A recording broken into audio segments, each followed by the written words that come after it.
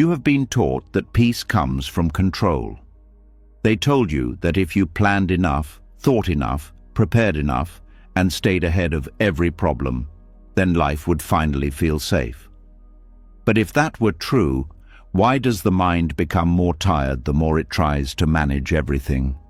Why do so many people who work so hard to keep life together still feel anxious, restless, and unable to breathe deeply? The truth is, inner peace does not come when life obeys you. It comes when you stop demanding that it does. Buddhist wisdom has revealed this for centuries. The deepest suffering is not in change, not in uncertainty, and not in the unknown, but in the mind's endless struggle to control what was never meant to be controlled. Tonight, as you listen to these lessons, something will begin to soften. The tension in your chest will start to loosen. The noise in your mind will begin to fade, and the heavy need to force every outcome will slowly give way to calm, clarity, and freedom. This is not just another talk to fall asleep to. This is the moment you begin to stop fighting life and finally rest inside it. Are you ready? Let's begin. Something inside you already knows this. You have felt it in quiet moments, when everything looked fine on the outside, yet something inside refused to settle. That subtle tension, that constant alertness, that feeling that something still needs to be fixed before you can finally relax. It does not come from life itself. It comes from the way the mind holds on to life. And this is where the real understanding begins, not on the surface, but underneath the effort you call responsibility. A quiet question starts to rise. What if the pressure you feel is not from what you are carrying, but from how tightly you are holding it? Let's go deeper. There is a kind of pain that hides behind competence. It does not cry for attention. It does not look broken. In fact, it often looks like strength. It shows up as being reliable, always prepared, always thinking ahead, always trying to make sure nothing goes wrong. From the outside, it looks like control. From the inside, it feels like never being able to switch off. This suffering is subtle. It does not arrive as a dramatic collapse. It builds slowly, layer by layer, thought by thought, until it becomes your normal state. You wake up already thinking about what needs to be handled. Conversations become things to manage. Situations become things to fix. Even moments of rest are interrupted by quiet calculations about what might go wrong next. It feels like you are doing the right thing. You are being responsible. You are staying on top of things. But what is rarely seen is the cost of this way of living. The mind that constantly tries to control is never at rest. Even when nothing is happening, it is preparing. Even when everything is fine, it is scanning for problems. Even when you sit in silence, there is an underlying movement, a background noise that says, "Stay alert, something might happen." This is the suffering hidden inside control. It is not loud, it is constant. The need to manage people is one of the heaviest parts of this burden. There is a subtle belief that if you say the right things, behave the right way, and respond correctly, you can shape how others think of you, how they treat you, and how they behave. So the mind begins to monitor every interaction. It analyzes tone, words, reactions. It replays conversations, wondering what could have been said better. And even when the interaction ends, the mind does not let go. It continues to adjust, to predict, to plan for the next time. This creates a silent pressure. You are not just living your life, you are managing impressions, managing expectations, managing reactions. And because other people are unpredictable, this task never ends. You cannot fully control another human being. Yet the mind keeps trying. And in that effort, peace is lost. There is also the need to control results. This is where the mind becomes deeply attached. You start something, and immediately there is an image of how it should turn out. A conversation should go smoothly, a plan should succeed, effort should lead to a specific reward. At first, this seems harmless, but slowly the mind stops focusing on the action itself and becomes obsessed with the outcome. Now every step carries pressure. If the result is uncertain, anxiety appears. If things do not go as expected, frustration grows. If there is delay, the mind becomes restless.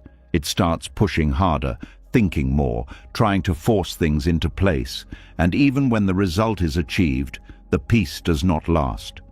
Because the mind has already moved to the next outcome, the next thing that needs to be controlled. So the cycle continues. There is no true rest in a mind that is always tied to results. Time becomes another thing the mind tries to control. It wants things to happen at the right moment, not too early, not too late. It resists delays. It fears wasted time. It rushes the future and rejects the present.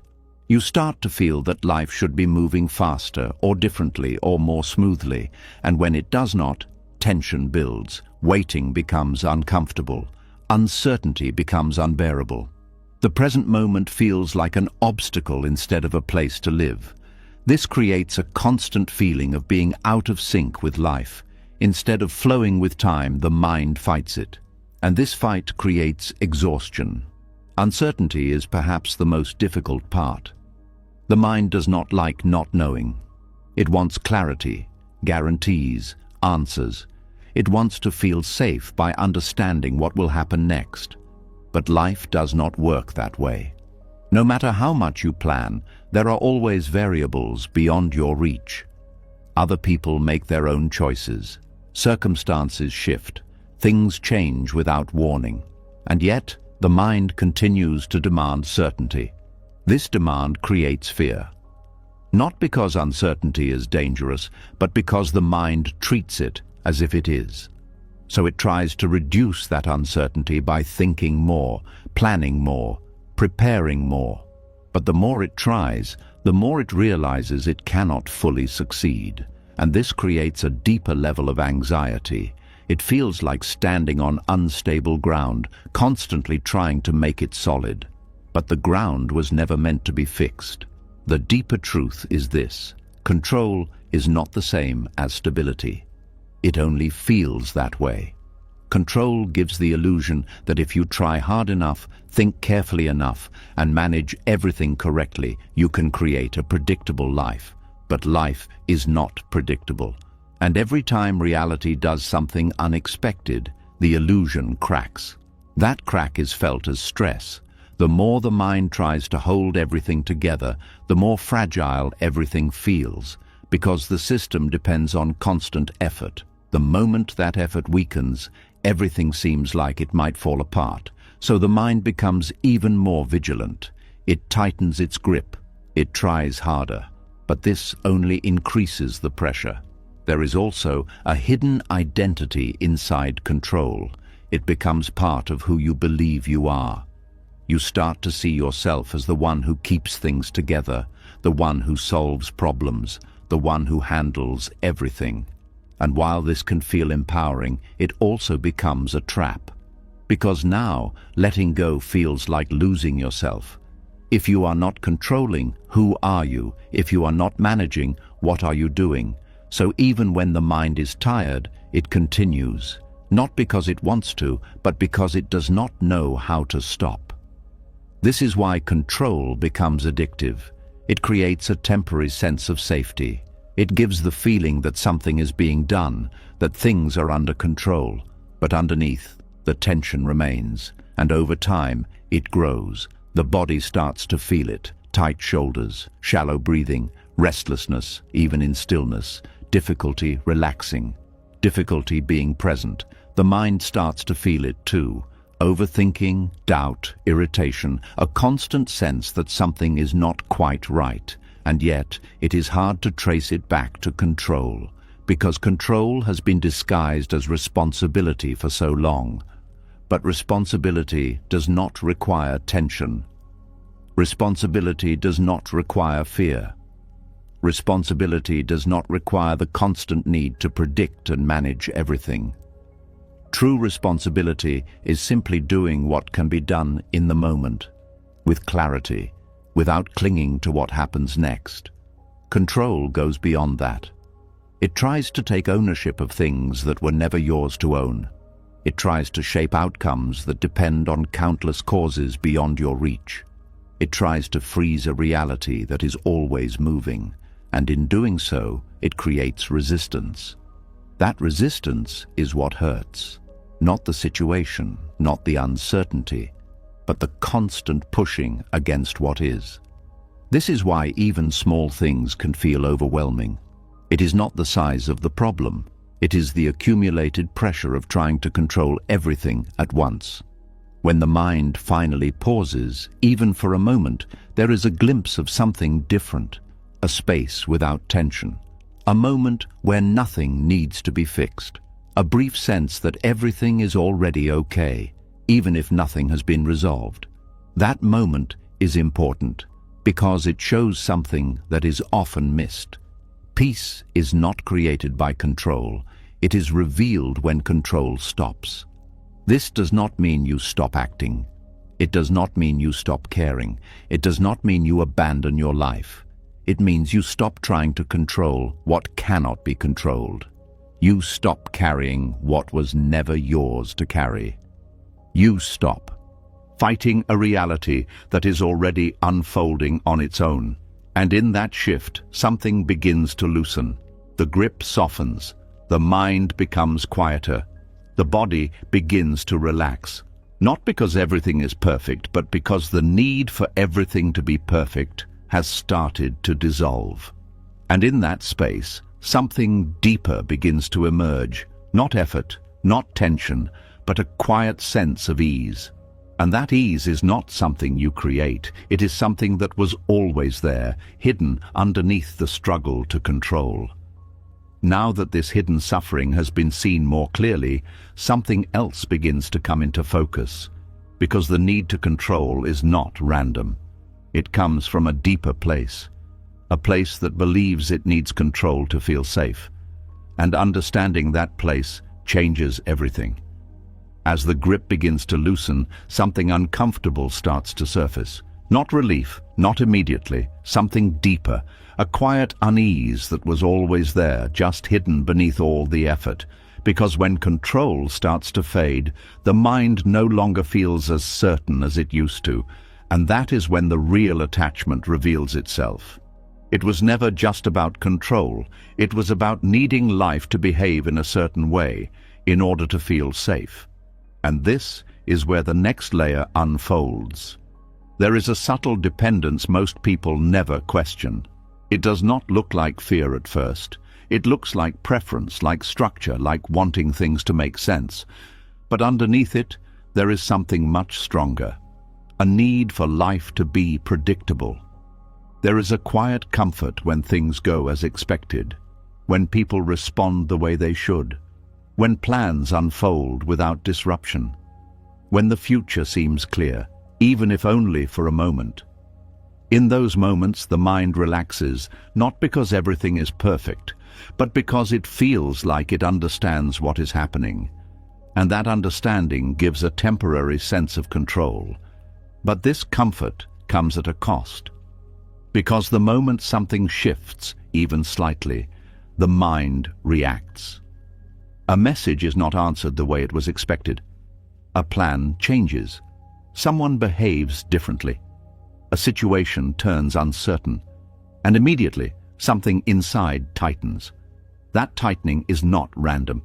It is the ego reacting to unpredictability. The ego does not like uncertainty. It does not like not knowing. It feels safe only when it can map out reality, label it, and predict what comes next. It wants a stable story, a clear pattern, a sense that life is following a script it understands. When that script breaks, even in small ways, it feels like a threat. Not because something dangerous is happening, but because the ego is losing its sense of orientation. The ego is built on identity, and identity depends on consistency. It wants to know who it is in every situation. It wants to know how others see it. It wants to know what role it is playing. Predictability supports that. When life behaves as expected, the ego feels confirmed. It feels like it is in the right place, doing the right thing, being the right version of itself. But when life becomes unpredictable, that certainty disappears, and with it, a sense of stability is lost.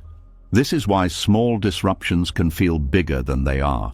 It is not the event itself that creates the discomfort. It is what the event represents. It represents the unknown. It represents the loss of control.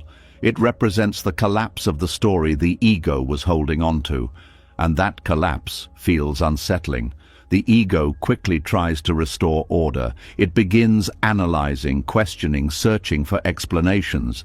It tries to rebuild a sense of predictability by thinking more, planning more, interpreting more. But this effort does not bring peace. It creates more movement, more noise, more tension, because life continues to move in ways that cannot be fully predicted, and the ego keeps chasing something it cannot catch. There is also a deeper layer to this attachment. Predictability gives the illusion of permanence. When things stay the same, even for a short time, it feels like they will continue that way.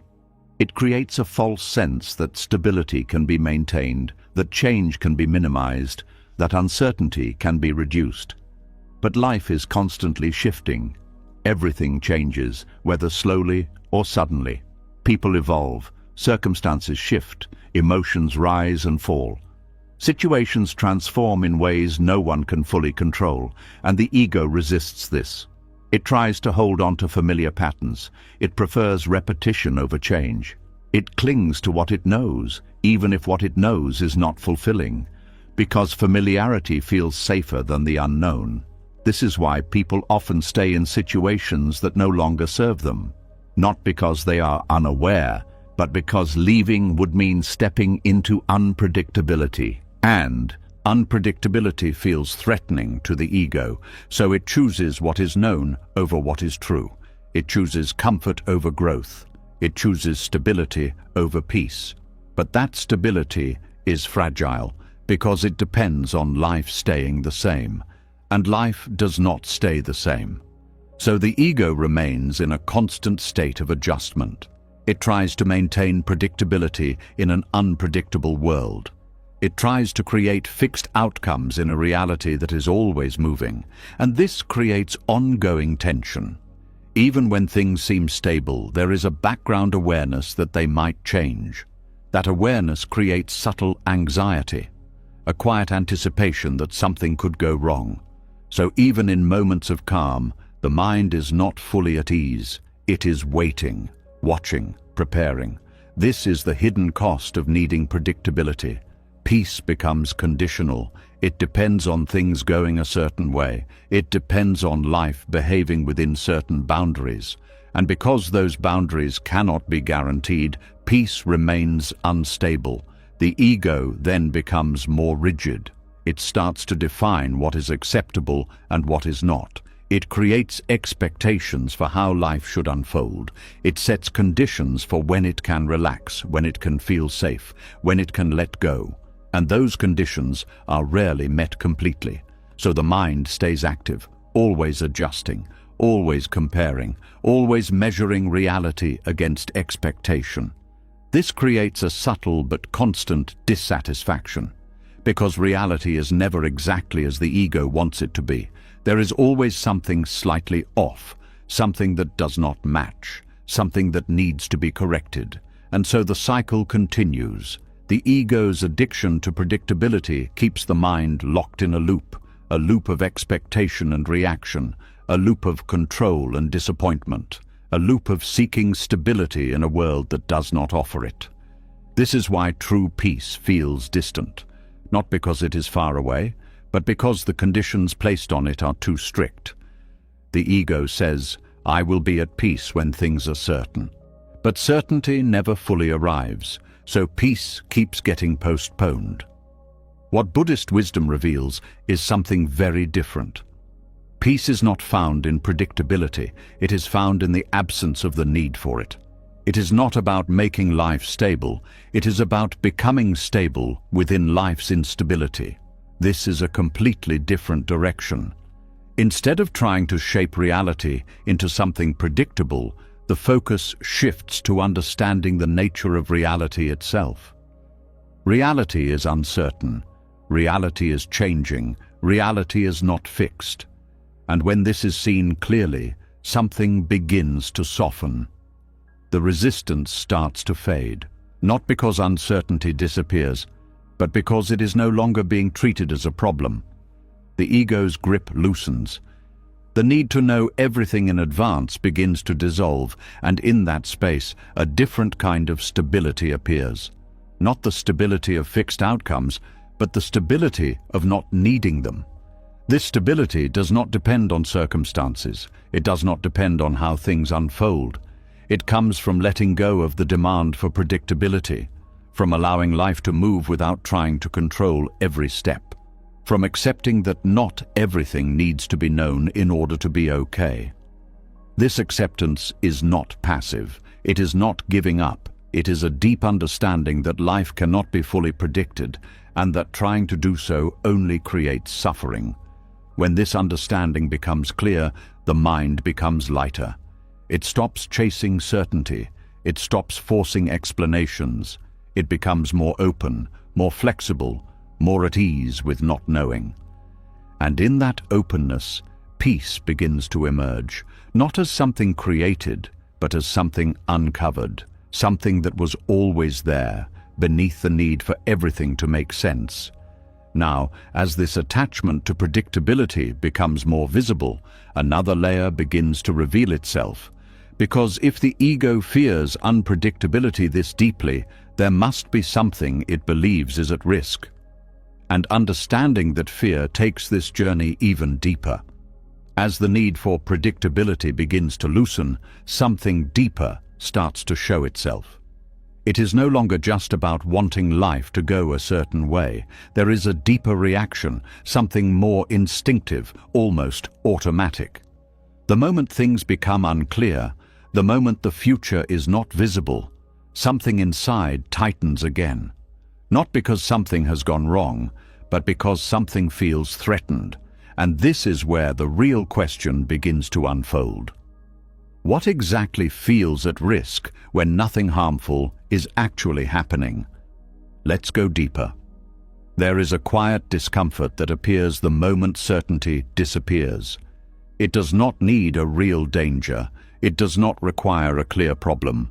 All it needs is the absence of knowing, and suddenly the mind begins to react as if something is wrong. The body may still be safe. The environment may still be calm. Nothing dangerous may be taking place. Yet inside there is movement. A subtle unease, a tightening in the chest, a restless urge to figure things out. This reaction is not random. It is the mind interpreting uncertainty as a threat. But the question is, why? Why does not knowing feel so uncomfortable, even when there is no actual danger? Buddhist wisdom points to something very precise. The mind does not fear uncertainty because of what is happening outside. It fears it because of what it cannot maintain inside. The sense of a stable self. The ego depends on continuity. It builds a story about who you are, where you are going, and how life should unfold. This story creates a sense of identity. It gives structure. It gives direction. It gives the feeling that things are under control. But this story relies on knowing what comes next, knowing how things will turn out, knowing where you stand. Uncertainty disrupts that. It creates a gap in the story, and that gap feels like instability. When the mind cannot predict what will happen, it also cannot confirm the identity it is holding on to. It cannot maintain the same sense of self with the same level of certainty. So it reacts. It tries to fill the gap with thoughts. It searches for answers. It creates possibilities, often negative ones, because negative outcomes feel like something to prepare for. This is why uncertainty often leads to overthinking. Not because the mind wants to suffer, but because it is trying to restore a sense of control. It is trying to rebuild the story, but the more it thinks, the more it realizes it cannot fully know. And this creates more tension. The deeper issue is not uncertainty itself. It is the belief that uncertainty should not exist. The mind expects clarity. It expects stability. It expects to be able to map out reality in a way that feels solid. When that expectation is not met, it feels like something is wrong. But nothing is wrong. Life has always been uncertain. The future has never been guaranteed. Outcomes have never been fully predictable. The only difference is that sometimes the illusion of certainty is stronger and sometimes it is weaker. When the illusion weakens, the underlying truth becomes visible. And that truth feels uncomfortable because it challenges the idea of control. There is also a biological layer to this. The human mind is designed to detect threats. It evolved to look for danger, to anticipate problems, to prepare for the worst. This helped survival in environments where real threats were present. But in modern life, this system often misfires. It treats uncertainty as danger, even when there is no real threat. A delayed message becomes a sign of rejection. A change in plans becomes a sign of failure. A lack of clarity becomes a sign that something is wrong. The mind fills the unknown with imagined problems, and those imagined problems create real emotional reactions. Fear, anxiety, restlessness, all triggered not by reality, but by interpretation. This is why uncertainty can feel so intense. It is not just a lack of information. It is the mind projecting potential threats into that empty space. And once those projections begin, they can quickly spiral. The mind jumps from one possibility to another, trying to find certainty, trying to find a stable ground to stand on. But the ground does not appear, so the movement continues. This creates a loop. Uncertainty leads to thinking. Thinking leads to more uncertainty. More uncertainty leads to more thinking. And the cycle feeds itself. Buddhist teaching invites a different way of seeing this. It suggests that the problem is not the uncertainty, and it is not even the thoughts. The problem is the identification with the need to know, the belief that the self depends on certainty. When this belief is strong, uncertainty feels like a threat to existence itself. Not physical existence, but psychological existence. The ego feels like it is losing its footing. It feels like it cannot define itself clearly, and that lack of definition feels uncomfortable, so it resists. It tries to push uncertainty away. It tries to replace it with conclusions, even if those conclusions are not accurate. Because something certain, even if it is negative, feels more stable than something unknown. This is why the mind often prefers a negative answer over no answer at all. Because at least it feels like something is known. But this comes at a cost. It creates unnecessary suffering, because the mind is reacting to imagined scenarios instead of actual reality. The deeper insight here is that uncertainty does not threaten the self. It threatens the illusion of a fixed self. In Buddhist understanding, the self is not a solid, unchanging entity. It is a collection of thoughts, feelings, perceptions, and experiences that are constantly changing. There is no fixed center, no permanent identity that needs to be maintained, but the ego does not see this. It believes in a stable self, and it tries to protect that belief. Uncertainty challenges it, because uncertainty reveals that things are not fixed, not the future, not circumstances, not even identity. And this revelation feels destabilizing, so the mind reacts. But when this is seen clearly, something begins to shift. If the self is not fixed, then it does not need to be protected in the way the ego assumes. If identity is fluid, then uncertainty is not a threat. It is simply part of the natural movement of life. This understanding changes the relationship with uncertainty. Instead of resisting it, there is space to observe it, to notice the reaction without immediately acting on it, to feel the discomfort without trying to eliminate it. And in that observation, something interesting happens. The intensity begins to decrease because the reaction is no longer being fed. The mind is no longer trying to escape uncertainty, it is allowing it. And in that allowance, the sense of threat begins to dissolve. Not completely at first, but gradually. The body starts to relax. The thoughts slow down. The need to find immediate answers softens, and a different kind of stability begins to appear. Not the stability of knowing everything, but the stability of being okay without knowing. This is a subtle but powerful shift. It does not remove uncertainty from life. It removes the suffering created by resisting it. And that changes everything, because now uncertainty is no longer an enemy. It becomes part of the experience. Something that can be felt without panic.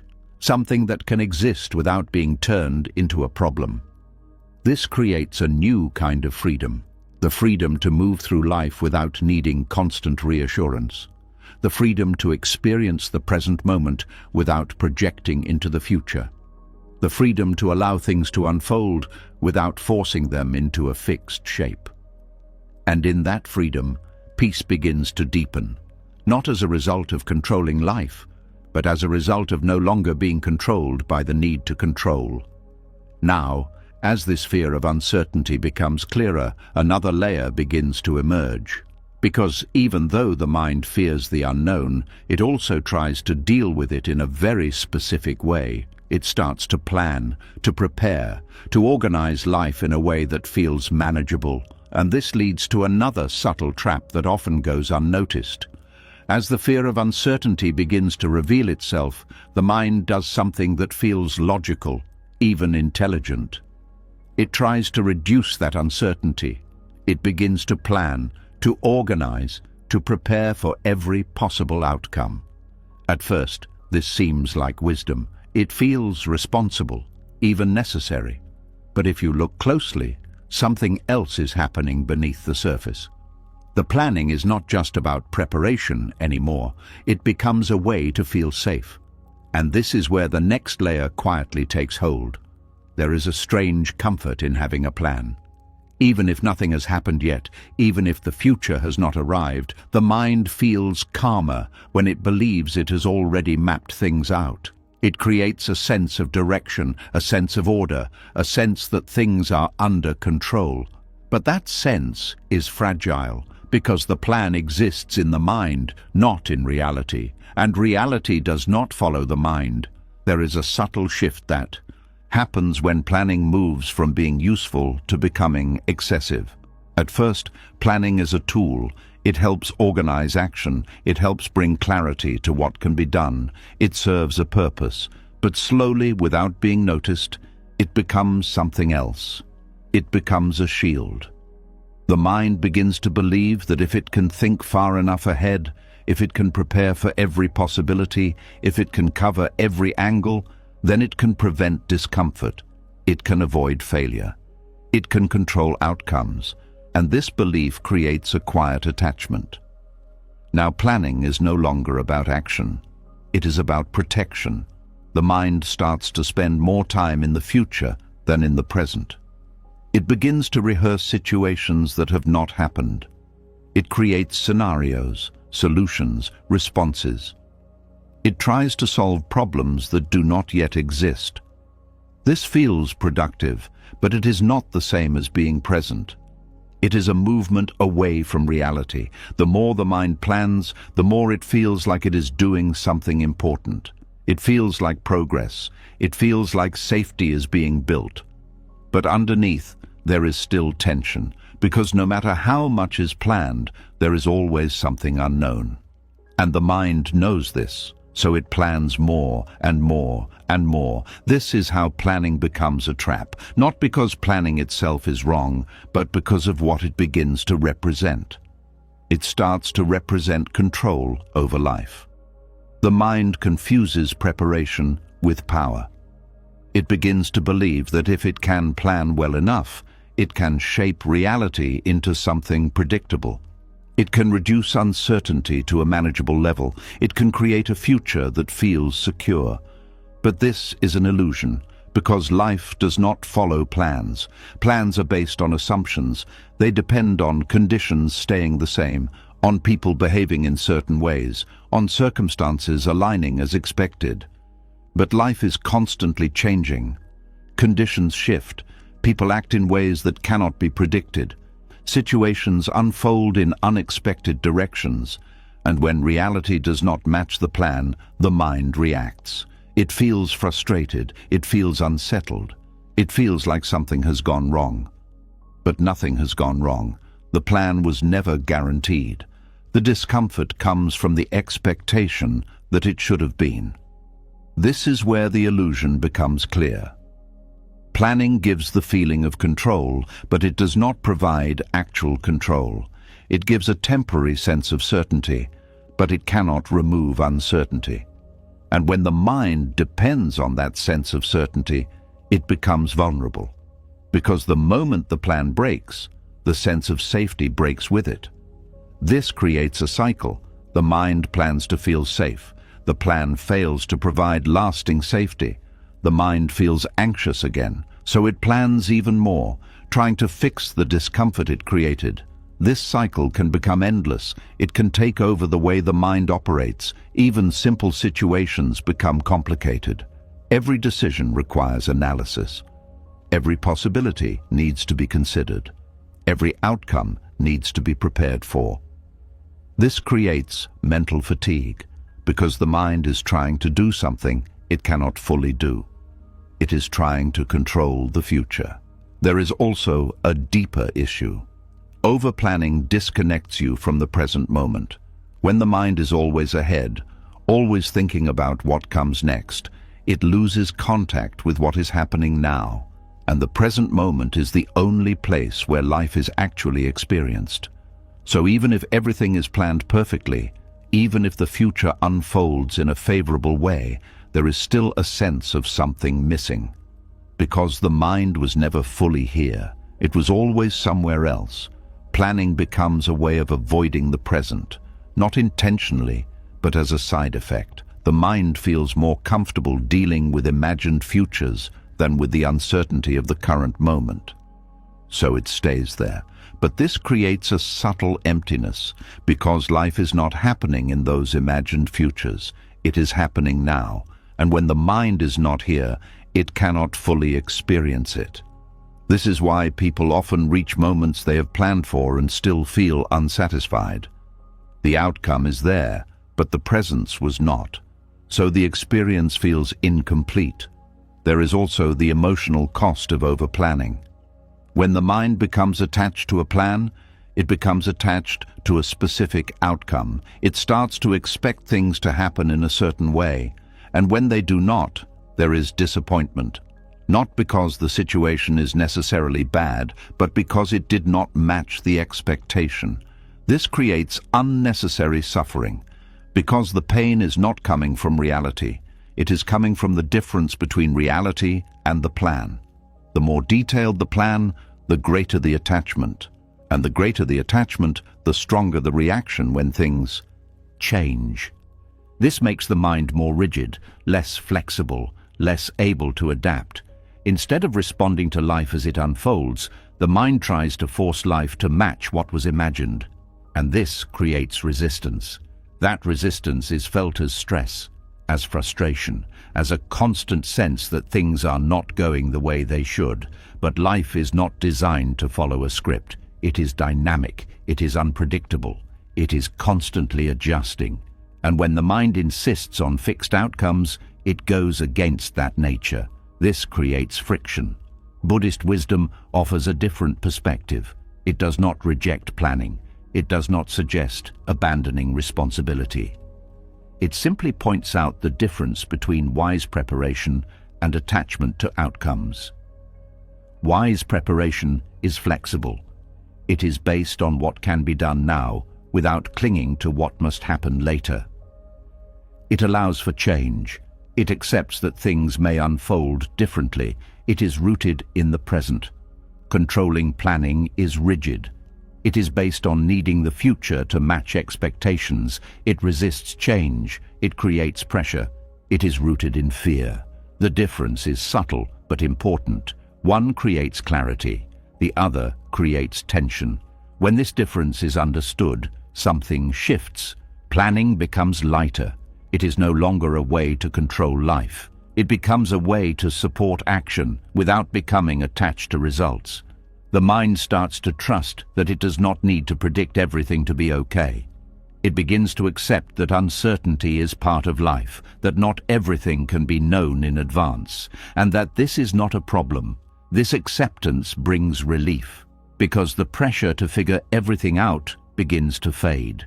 The mind becomes quieter, more present, more open to what is actually happening, and in that openness, there is more clarity than planning could ever provide. Because clarity does not come from controlling the future. It comes from being fully aware in the present. When the mind is here, it can respond more naturally, more effectively, without the burden of trying to force outcomes. This creates a different kind of confidence, not the confidence that comes from having everything planned, but the confidence that comes from being able to handle whatever arises.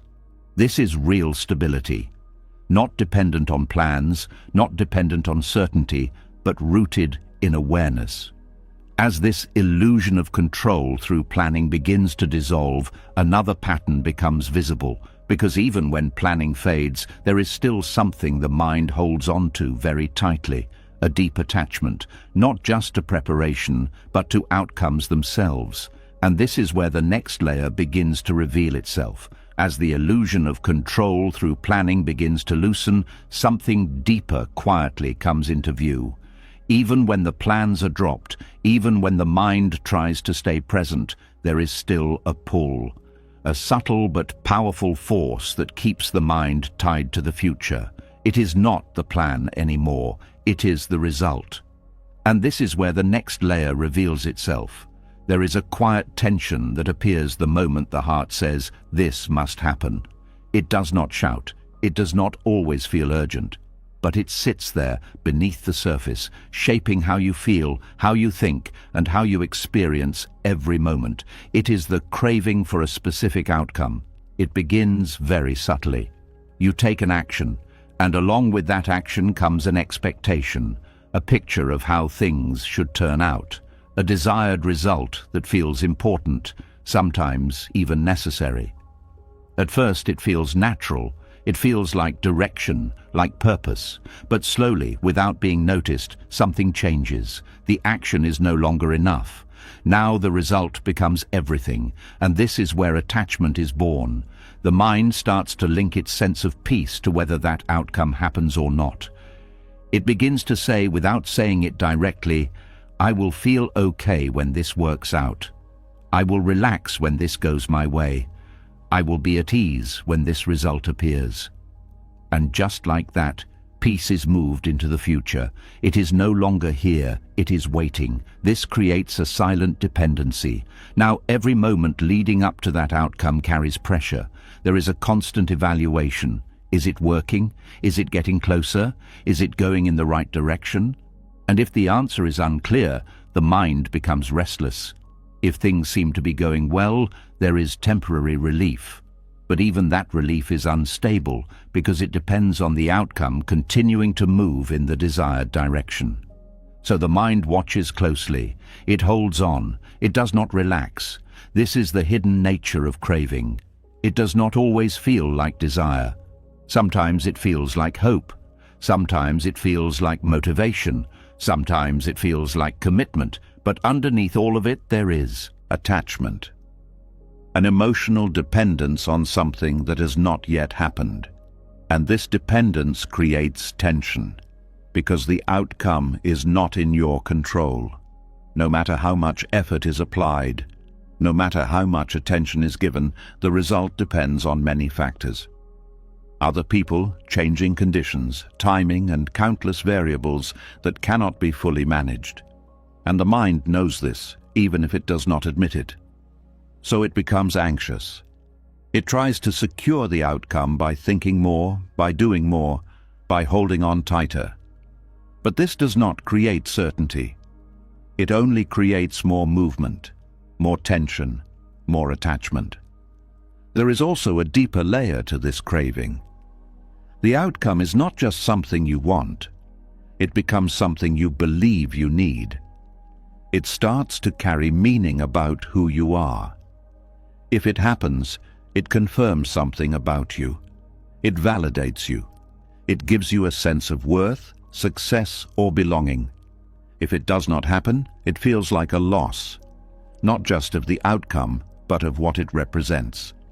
This is why certain results feel so heavy. It is not just about the situation, it is about identity. The mind attaches meaning to outcomes. It turns them into reflections of self. So when the outcome is uncertain, the sense of self feels uncertain, and that creates deeper discomfort. The mind then becomes even more invested. It needs the result, not just to achieve something, but to feel complete. And this creates a powerful form of attachment, because now the outcome is not optional. It becomes necessary for emotional stability. But this is where suffering grows. Because the more necessary the outcome feels, the more fragile peace becomes. Every delay feels heavier. Every obstacle feels more threatening. Every sign that things might not go as planned creates fear, and even when the outcome is achieved, the peace that follows is temporary, because the mind quickly moves to the next desire, the next outcome, the next thing that needs to happen. So the cycle continues. This is why craving is described in Buddhist teaching as one of the strongest causes of suffering, not because desire itself is wrong, but because of the attachment that comes with it. The belief that happiness depends on something outside of the present moment. The belief that peace is waiting somewhere in the future, tied to a specific result. This belief keeps the mind in a constant state of reaching, always moving forward, always looking ahead, never fully arriving.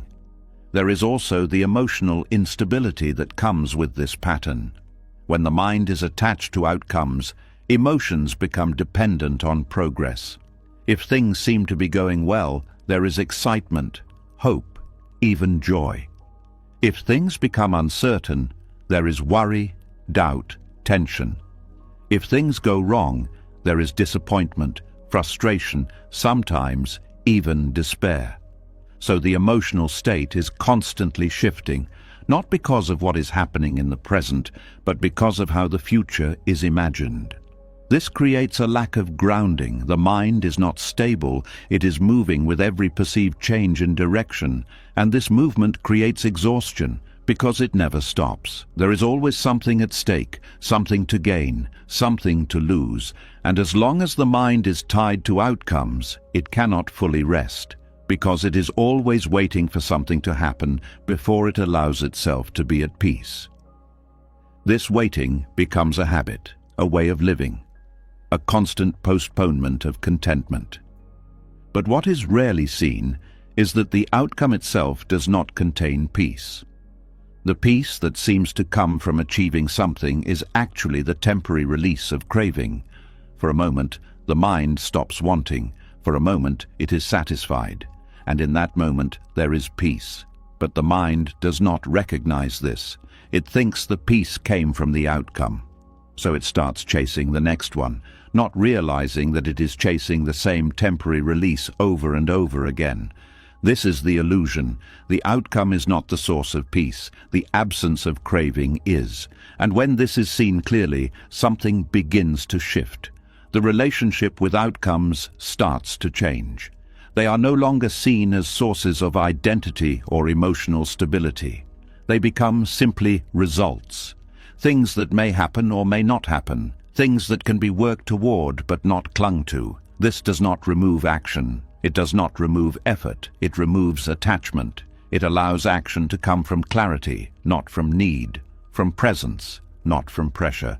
The mind begins to act without tying its sense of peace to the result. It becomes more relaxed, more open, more flexible. It can engage fully without being consumed by the outcome. And in that space, something new appears, a quiet sense of ease, because the weight of needing things to go a certain way begins to lift. The future is no longer something to control or secure. It becomes something to meet moment by moment.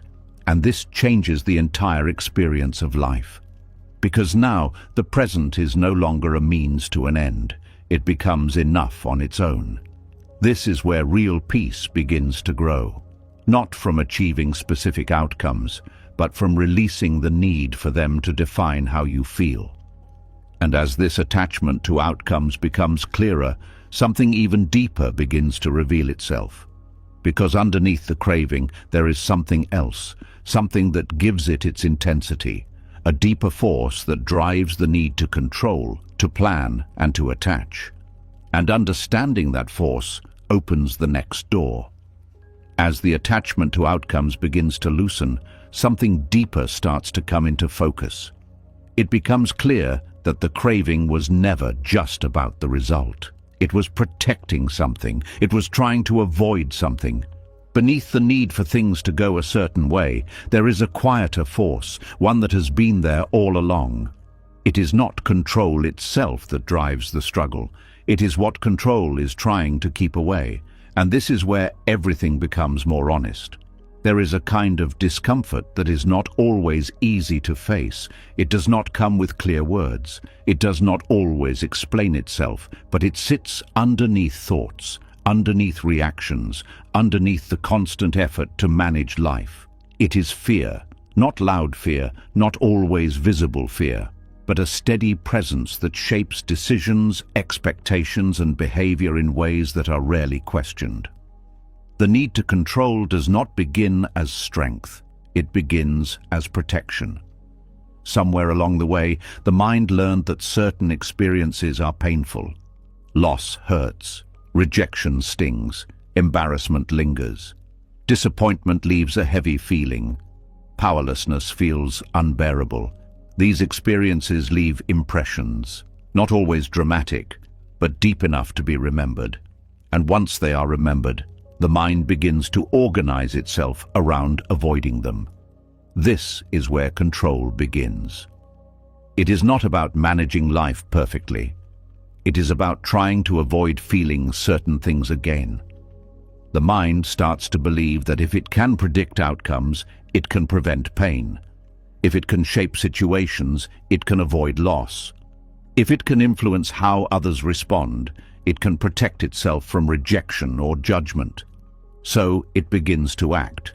It becomes cautious. It becomes strategic. It becomes careful. And over time, this carefulness turns into a constant effort to control. But underneath that effort is fear. Fear of losing something important. Fear of not being enough. Fear of being exposed. Fear of things falling apart. These fears are rarely acknowledged directly. Instead, they hide behind thoughts like, "I just want things to go right," or "I need to make sure everything is handled." But if those thoughts are looked at closely, there is always something underneath them. A concern about what might happen if things do not go as planned. A worry about how it will feel. A quiet resistance to discomfort. This resistance is what fuels control. The mind does not trust life to unfold without pain, so it tries to manage it. But life cannot be managed in that way. Pain is part of being human. Loss happens. Disappointment happens. Situations do not always go as expected, and no amount of control can completely prevent that. This creates a difficult situation for the mind. It is trying to avoid something that cannot be fully avoided, and this creates tension. Because the effort never ends. There is always something to monitor, something to prepare for, something to guard against. This constant guarding becomes exhausting, but the mind does not easily let go of it, because it believes that if it stops, something bad will happen. This belief is strong. It feels real. Even when there is no immediate threat, the possibility of future discomfort keeps the system active. There is also the fear of losing control itself. Control becomes a form of identity. Being the one who manages things, who keeps everything together, who stays ahead of problems. Letting go of control can feel like stepping into vulnerability. It can feel like exposure, like removing a layer of protection that has been relied on for a long time. This makes it difficult to release, because it is not just a habit, It feels like safety. But this safety is limited. It only works as long as things remain within certain boundaries. The moment life moves outside those boundaries, the sense of control weakens and the fear returns, sometimes even stronger. There is also a fear of not knowing how to handle what comes. If control is dropped, the mind wonders, what happens then? What if something difficult arises? What if there is pain? What if there is loss? What if there is nothing to hold on to? These questions create hesitation. They keep the mind attached to control, because control feels like preparation. It feels like readiness. But true readiness is different. It does not come from trying to avoid every possible outcome. It comes from the ability to face whatever arises without collapsing. This is where Buddhist understanding brings clarity. It does not suggest eliminating fear completely. It does not suggest becoming indifferent to life. It suggests seeing fear clearly, understanding it, noticing how it shapes behavior, and recognizing that control is often just a response to that fear. When fear is seen directly, without immediately reacting to it, something begins to change. The mind starts to realize that fear is not always a signal of danger. Sometimes it is just a memory, a pattern, a learned response. And when it is not fed, it begins to lose its intensity. This does not happen instantly, but gradually. The mind becomes more willing to stay with discomfort instead of trying to escape it. It begins to trust that feelings can be experienced without needing to control everything around them. This creates a different kind of strength, not the strength of holding everything together, but the strength of being able to remain present, even when things are uncertain, even when things are uncomfortable, even when things do not go as planned. This presence changes the relationship with fear. Fear is no longer something that needs to be eliminated. It becomes something that can be observed, felt, allowed, without being turned into action, without being turned into control. And in that space, something unexpected happens. The fear begins to soften, not because it is pushed away, but because it is no longer being resisted. This is a subtle shift, but it is powerful, because it breaks the cycle where fear leads to control, and control leads to more fear. Now there is space between them, a moment where the mind can choose, not to react automatically, not to tighten, not to control, but simply to be. This moment is small at first, but it grows, and as it grows, the need to control begins to weaken, because the mind starts to trust something new. Not certainty, not predictability, but its own ability to stay present, regardless of what happens. This trust is not built through planning. It is built through experience, through seeing that uncertainty can be lived with, that discomfort can be held, that life can unfold without needing to be forced.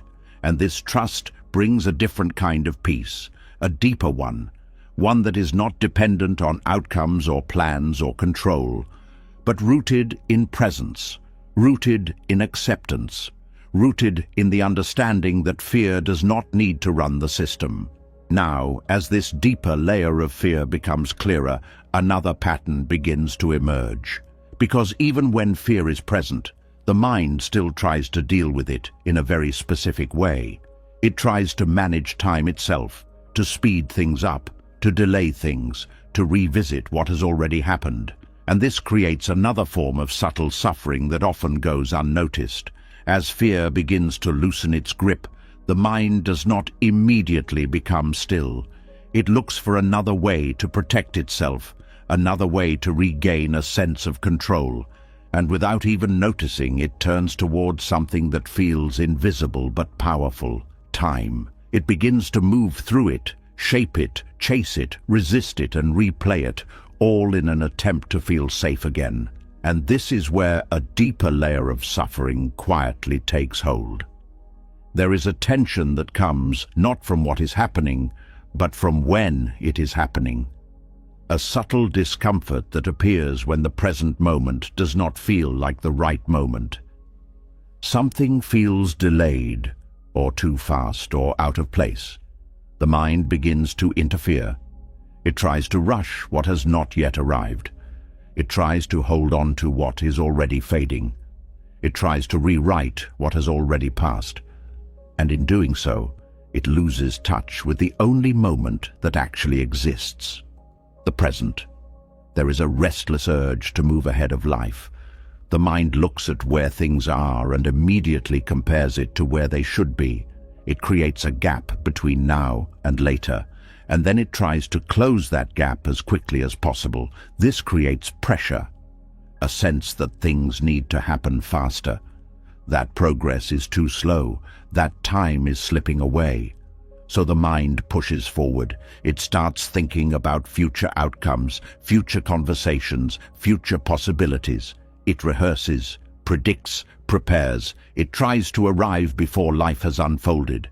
But this movement creates strain, because the future is not here, and trying to live inside it requires effort. The body stays in the present, but the mind moves ahead. This split creates tension, a feeling of being stretched between two places at once. The more the mind rushes, the more the present feels like an obstacle instead of a place to live. Moments become things to get through. Tasks become steps towards something else. Nothing feels complete on its own. Everything is part of a larger timeline that never seems to arrive. This is one way the mind tries to control time, by trying to speed it up. But there is another side to this. There are moments the mind does not want to move forward, moments it resists, moments it wishes would disappear or change before they are fully experienced. Uncomfortable feelings, uncertain situations, difficult conversations. In these moments, the mind pushes back. It becomes tense. It tries to escape. It wants the moment to pass quickly, to be replaced by something easier, something more comfortable. This creates resistance, a feeling of being stuck, not because time has stopped, but because the mind is fighting what is happening. This fight creates suffering, because the moment continues regardless of resistance. The more the mind pushes against it, the heavier it feels. This is the second way the mind tries to control time, by trying to avoid the present. There is also a third movement. The mind goes backward. It returns to what has already happened. It replays conversations, decisions, actions. It analyzes them, questions them, tries to understand what could have been different. It creates alternate versions of the past. Better responses, better outcomes, better choices. This feels like reflection, but often it becomes something else. It becomes an attempt to change what cannot be changed. This creates a different kind of tension, a feeling of being trapped in something that has already ended. The body is here, but the mind is somewhere else, trying to fix what is no longer real. This replaying can be subtle, a thought here, a memory there, but it can also become intense, a loop that repeats again and again, each time bringing the same emotions: regret, frustration, guilt. The mind believes that if it can understand it enough, if it can think it through completely, it can find closure. But thinking does not change the past. It only keeps it active. This is the third way the mind tries to control time, by trying to reshape what has already happened. All three movements share something in common. They move away from the present. They create a sense that peace exists somewhere else, in the future, in a different version of now, in a corrected version of the past. But peace does not exist in those places, because those places are not real. They are mental constructions. The mind spends energy trying to control time because it believes time holds the answer. If the future can be secured, everything will be okay. If the present can be improved, everything will be okay. If the past can be resolved, everything will be okay. But this belief keeps the mind in constant motion, always reaching, always adjusting, always trying to fix something that is not actually broken. This creates a subtle exhaustion, not from physical activity, but from mental movement. The mind rarely rests. Even in silence, it is active, moving through time, trying to shape it, trying to control it. But time cannot be controlled. It moves on its own. It does not speed up because the mind wants it to. It does not slow down because the mind resists it. It does not change because the mind replays it. This creates a conflict. The mind tries to control something that is not responsive to control. And this conflict creates suffering. Buddhist understanding brings a different perspective. It points out that the problem is not time itself. It is the relationship with it. The mind treats time as something that needs to be managed. But time is simply movement, moments arising and passing, without needing interference. When the mind stops trying to control time, something begins to shift. The present moment becomes clearer, not as something to escape, but as something to experience. There is less urgency, less resistance, less replaying. The mind begins to settle, not because everything is resolved, but because it is no longer trying to resolve everything across time. It starts to see that the present moment is not incomplete. It does not need to be rushed or changed. It is already enough as it is. This does not mean life becomes passive. Action still happens. Decisions still happen. But they arise from presence, not from pressure, from clarity, not from fear. This creates a different experience of time. It feels more spacious, less compressed. Moments are no longer just steps towards something else. They become complete in themselves. There is less need to get somewhere, less need to fix something, less need to go back. And in that space, the mind begins to rest. Not because time has changed, but because the need to control it has softened.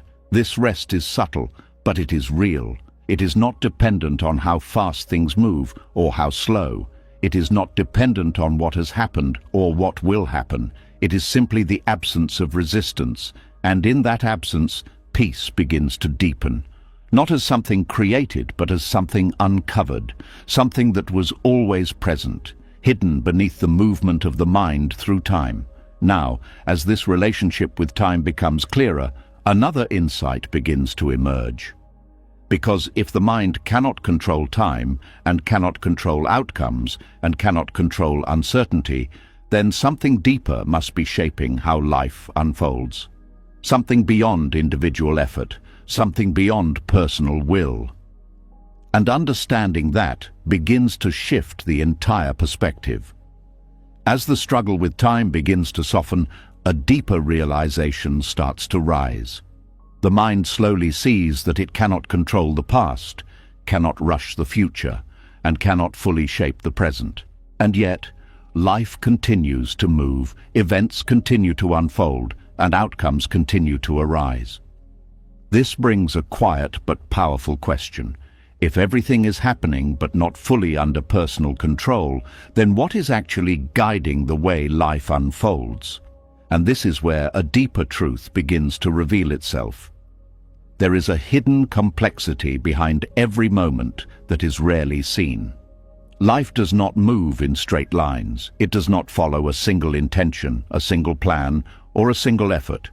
Every event, every situation, every outcome is the result of countless influences coming together at once.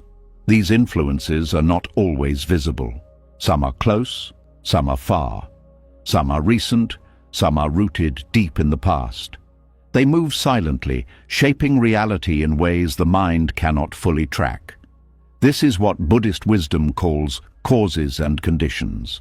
Nothing happens on its own. Nothing exists independently. Every moment is the result of many things coming together.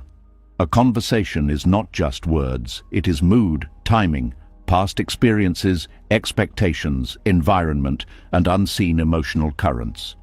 A decision is not just choice. It is influenced by memory, belief, fear, desire, and countless subtle forces that are not always recognized. Even something as simple as how you feel in a moment is not created by one cause. It is shaped by sleep, food, thoughts, interactions, memories, and conditions you may not even be aware of. Life is not a straight path, it is a web, and every thread in that web is connected to others. When this is not understood, the mind takes things personally. It believes that everything that happens is a direct result of its own actions or its own control. If something goes well, it feels responsible. If something goes wrong, it feels at fault.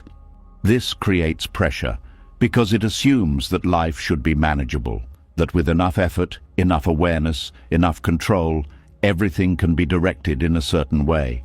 But when causes and conditions are seen clearly, this belief begins to soften because it becomes clear that no single person is in control of the entire web. There are too many factors, too many influences, too many moving parts. This does not mean that your actions do not matter. They do, but they are part of a much larger system. They are one influence among many, and this changes the way responsibility is experienced. It becomes lighter, more realistic, less burdened by the need to control everything. There is also a deeper sense of humility that begins to arise, not as a forced attitude, but as a natural understanding, because it becomes clear that life is not centered around one perspective, one will, or one intention. Everything is interconnected. Everything is influenced by everything else. Success is not only personal effort, it is also timing, support, opportunity, environment, and countless unseen conditions aligning. Failure is not only personal fault, it is also circumstances, external factors and influences beyond immediate control. This understanding removes the harshness of self-judgment. It softens the need to blame. It creates space for compassion, because just as your life is shaped by many conditions, so is the life of others. Their actions, their choices, their behavior all arise from their own web of causes and conditions. This changes the way you see people. Less judgment, more understanding. Less expectation, more acceptance. It becomes easier to see that not everything is personal, that people act based on what they know, what they feel, what they have experienced. And just like you, they are navigating a complex system they do not fully control. This brings a different kind of peace, not because everything is perfect, but because the need to control everything begins to dissolve. There is also a sense of relief that comes with this understanding, because the burden of holding everything together begins to lift. The mind no longer feels like it has to manage every detail of life. It begins to trust that things are unfolding through many influences, not just personal effort. This does not remove action. It changes the way action is taken. Instead of acting from pressure, from fear, from the need to control outcomes, action begins to arise from clarity, from awareness of what can be done now, without clinging to what must happen later. This creates a different relationship with effort.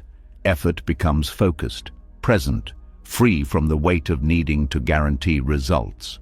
There is also a deeper acceptance that begins to form, not as resignation, but as understanding. Understanding that life cannot be reduced to simple cause and effect from a single perspective, that outcomes are not always predictable, that results are not always immediate, and that this is not a problem, it is simply how reality works. When this is accepted, the mind becomes more flexible, more open to change, less attached to fixed expectations.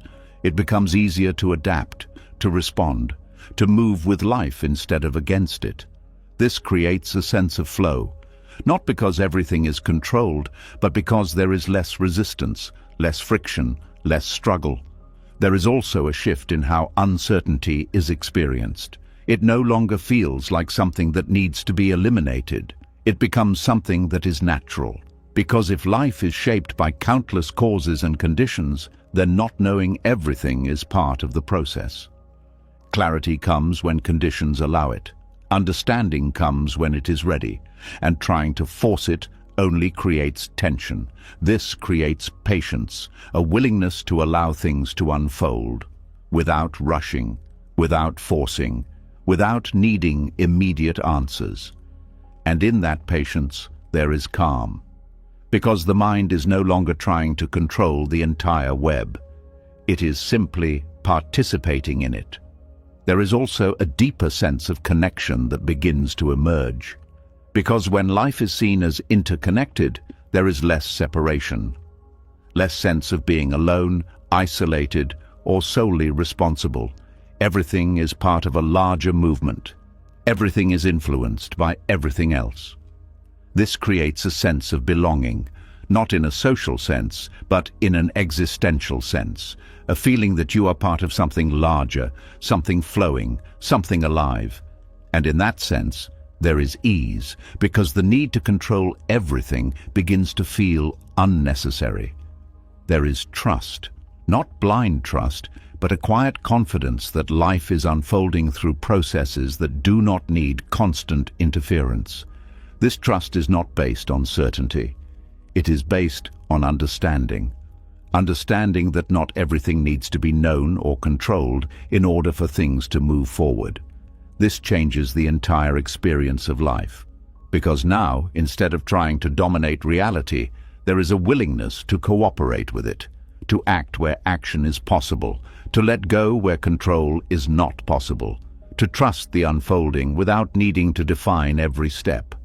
And in that cooperation, something very different appears, a sense of harmony. Not perfect harmony, but a natural alignment. A feeling that things are moving, not against you, but through a larger process that includes you. And in that feeling, there is peace. Not because everything is controlled, but because the need to control has softened. Now, as this understanding of causes and conditions becomes clearer, another layer begins to reveal itself. Because even with this awareness, there is still something the mind resists deeply. Something it struggles to accept. The fact that everything is always changing, that nothing stays the same. And this resistance opens the next door. As the truth of causes and conditions begins to settle in, a deeper layer quietly comes into view. It becomes clear that life is not only shaped by many forces, but also constantly moving, constantly shifting, constantly becoming something new. Nothing stays fixed. And this is where the mind begins to struggle again. Because even if control over events starts to loosen, there is still a deep resistance to something more fundamental, change itself. And this is where the next understanding begins. There is a quiet discomfort that appears the moment something begins to fade. It does not matter what it is. A feeling, a relationship, a phase of life, a sense of certainty. The moment it starts to shift, something inside reacts. It wants to hold it, to keep it, to make it stay. This reaction is so natural that it often goes unnoticed. It feels like care. It feels like importance. It feels like meaning. But underneath it, there is resistance. Resistance to impermanence. The mind does not like things ending. It does not like things changing. It does not like things becoming uncertain or unfamiliar. It prefers stability. It prefers continuity. It prefers what it can recognize and return to. So when life begins to move, the mind tries to slow it down. When something feels good, it wants it to last. When something feels painful, it wants it to disappear quickly. In both cases, there is the same pattern, a refusal to allow things to be as they are. This is where control becomes deeply connected to impermanence. Because control is an attempt to stop change. It is an effort to freeze reality in a way that feels comfortable. But reality does not stay still. Everything is in motion. Every moment arises and passes. Every experience comes and goes. Every situation changes, even if slowly. And this movement cannot be stopped. Yet the mind keeps trying. It tries to hold on to pleasant experiences, to recreate them, to extend them. It tries to avoid unpleasant ones, to shorten them, to escape them, but both efforts create tension because they go against the natural flow of life. There is also a deeper layer to this resistance. It is not just about external things changing, it is about the self. Because if everything is changing, then the idea of a fixed self becomes unstable. The identity the mind holds onto, the sense of who you are, is also subject to change. Thoughts change, feelings change, beliefs change, even the sense of identity shifts over time. This creates discomfort, because the ego wants something solid, something stable, something that does not move. So it creates a story, a sense of continuity, a belief that there is a fixed me that remains the same, and then it tries to protect that story. But impermanence challenges it. It shows that everything is fluid, that nothing stays exactly the same. And this feels threatening, so the mind resists. It tries to define itself more clearly, to hold on to certain traits, roles, identities, to reinforce a sense of stability. But this effort creates tension, because the reality underneath is always changing. This is why control becomes stronger in moments of transition, when something is ending, when something new is beginning, when life shifts in ways that are not predictable. These moments highlight impermanence, and the mind reacts by trying to regain stability. It tightens, it holds on, it tries to control what is happening. But this only increases the discomfort, because the change continues, no matter how much effort is applied. This creates a sense of struggle, a feeling of being out of sync with life, of trying to move in one direction while life moves in another. And this creates suffering, not because change is painful by itself, but because of the resistance to it. There is also a subtle sadness that comes from this resistance, a sense of loss, even before something has fully ended, because the mind anticipates the change. It sees that something will not last, and it reacts by trying to hold on to it more tightly. But this tightness creates its own discomfort. It prevents full enjoyment, because there is always a background awareness that it might end. So instead of fully experiencing the moment, the mind is partially focused on preserving it. This splits the experience. It creates distance, and that distance reduces the depth of the moment. This is one of the quiet costs of resisting impermanence. It takes away the fullness of what is here. Because the mind is not fully present, it is partly attached to keeping things the same. There is also the fear of what comes after change. If something ends, what will replace it? If a situation shifts, what will happen next? If an identity changes, who will you be? These questions create uncertainty, and uncertainty brings the mind back to fear. So it tries to avoid the change altogether. It tries to maintain the current state, even if that state is not ideal, because at least it is known. This creates stagnation, a resistance to growth, a hesitation to move forward, because movement means change, and change feels uncomfortable. But life continues to move anyway, so the mind becomes caught between holding on and being pulled forward, and this creates tension. The deeper understanding in Buddhist teaching is that impermanence is not a problem. It is the nature of reality. Everything that arises will pass. Everything that exists will change. Everything that is experienced will shift. This is not something to be fixed. It is something to be understood. When this is seen clearly, the relationship with change begins to shift. Instead of resisting it, there is a willingness to observe it, to allow it, to move with it. This does not mean liking every change. It does not mean being indifferent. It means not fighting the fact that change is happening. This reduces tension, because the mind is no longer pushing against reality. It is aligning with it. There is also a different kind of appreciation that begins to appear. Because when impermanence is accepted, moments are seen differently. They are not expected to last forever. They are recognized as temporary. And this recognition creates a sense of value, a deeper presence, a willingness to experience fully, without needing to hold on. This creates richness because the moment is no longer seen as something to keep, but something to experience. And this changes everything, because the fear of losing it decreases, and the ability to be with it increases.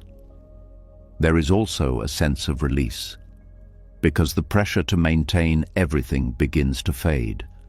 The mind no longer feels responsible for keeping things the same. It no longer feels the need to control every change. It begins to trust the flow, not blindly, but with understanding. Understanding that change is not something that needs to be managed. It is something that is already happening. And allowing it does not create loss. It creates freedom. Freedom from the constant effort to hold things together. Freedom from the fear of things falling apart. Freedom from the illusion that stability must be forced. This freedom brings a quiet peace, not dependent on things staying the same, but grounded in the ability to move with change, to adapt, to respond, without losing balance. And in that balance, there is calm. Now, as this resistance to impermanence becomes clearer, another pattern begins to reveal itself. Because even though life is always changing, there is still a strong tendency to focus on something very specific. How others react, how others see, how others respond. And this creates another layer of subtle control that often goes unnoticed. As the resistance to change begins to soften, another layer quietly reveals itself. Even when life is allowed to move, even when impermanence is understood, there is still something the mind tries to hold steady. Not situations, not time, but people. Because no matter how much changes are accepted, there remains a deep pull to control something more personal. How others see you, how they respond to you, how they feel about you. And this is where a different kind of exhaustion begins. There is a quiet pressure that comes from wanting to be seen in a certain way. It does not always show itself clearly, but it shapes behavior, words, and even silence. It appears in small adjustments, in careful choices, in the subtle filtering of what is said and what is held back. This pressure does not come from others alone. It comes from the need to manage their reactions. There is a belief that if you act correctly, speak correctly, present yourself in the right way, you can influence how people perceive you. You can avoid judgment. You can maintain approval. You can protect relationships. At first, this seems reasonable. It feels like social awareness. It feels like emotional intelligence.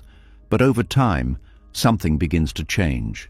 The awareness turns into vigilance. The flexibility turns into calculation, and the connection with others becomes something to manage rather than something to experience.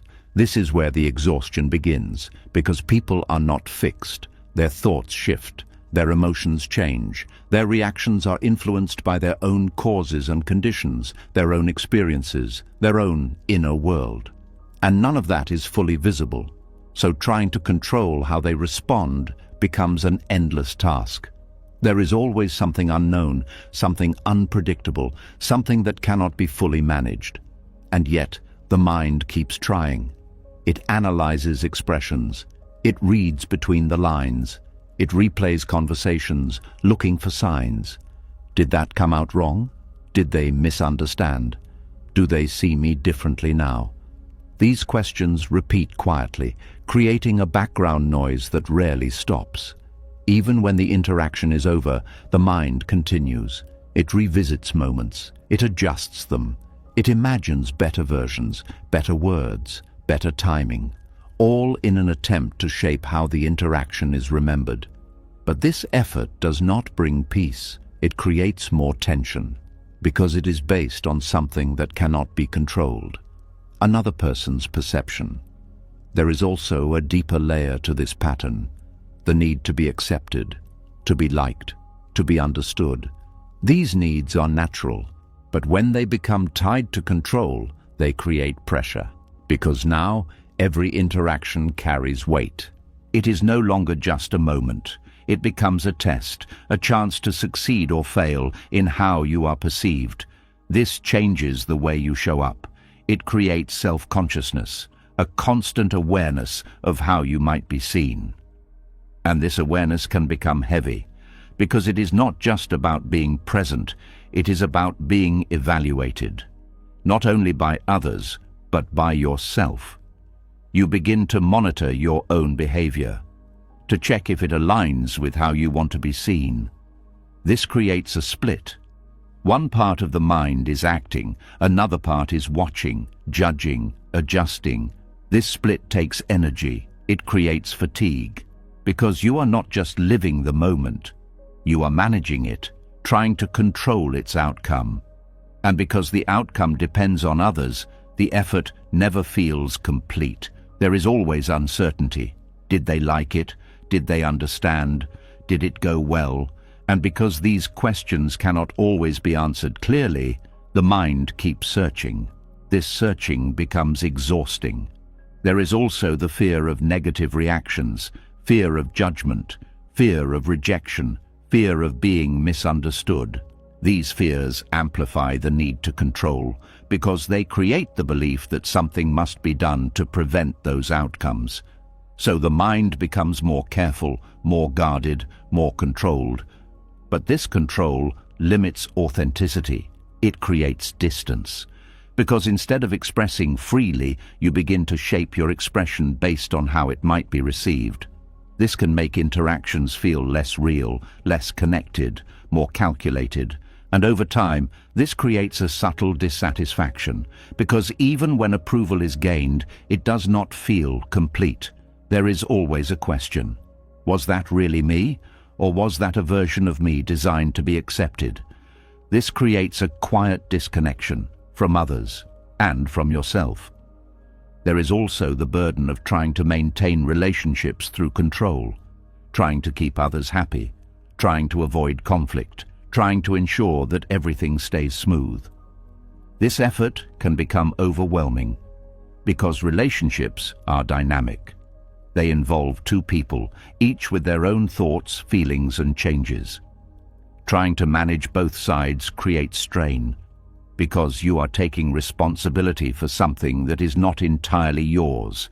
This leads to emotional exhaustion, a feeling of being drained after interactions, not because of what happened, but because of the effort involved in managing it. This is often misunderstood. It is not always the interaction that is tiring.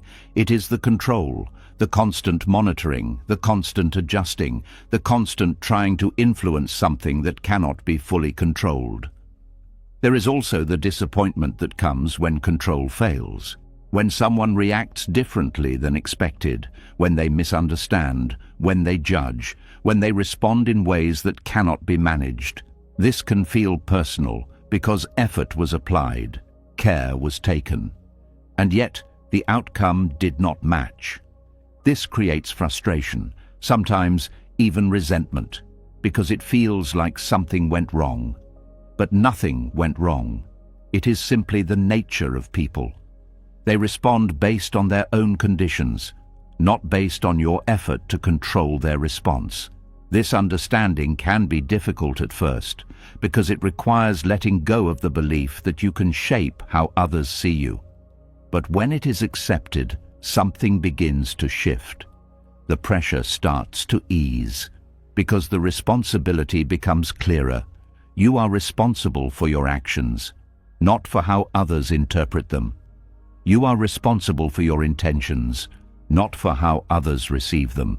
This creates space, because the focus returns to what is within reach, what can be done now, without the burden of controlling outcomes.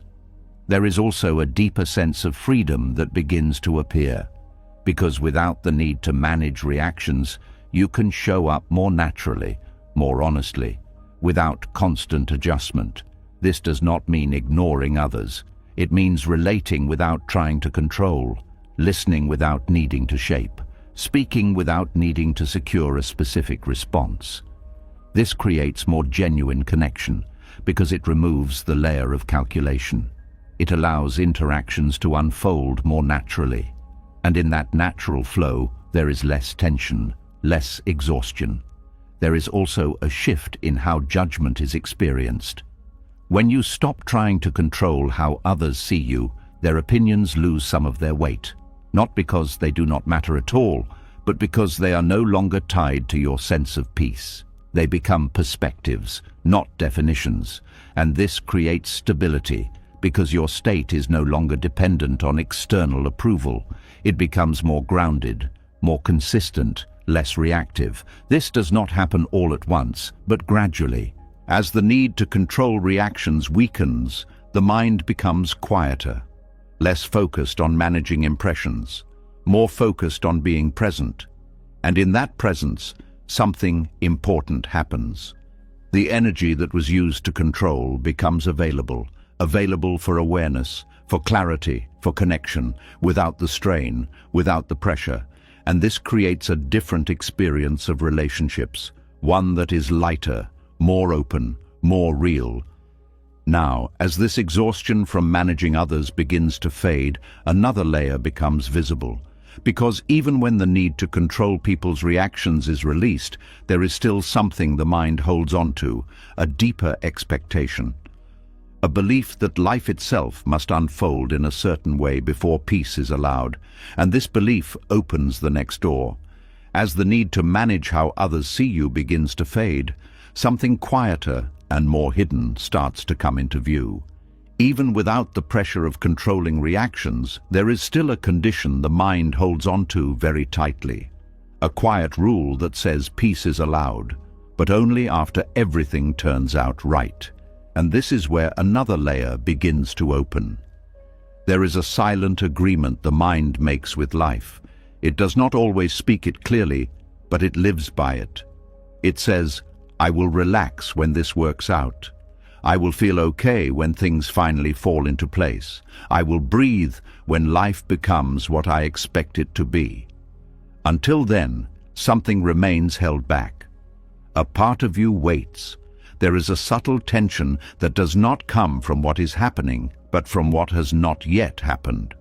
A feeling that something is incomplete, that something is missing, that something still needs to be fixed before you can fully let go.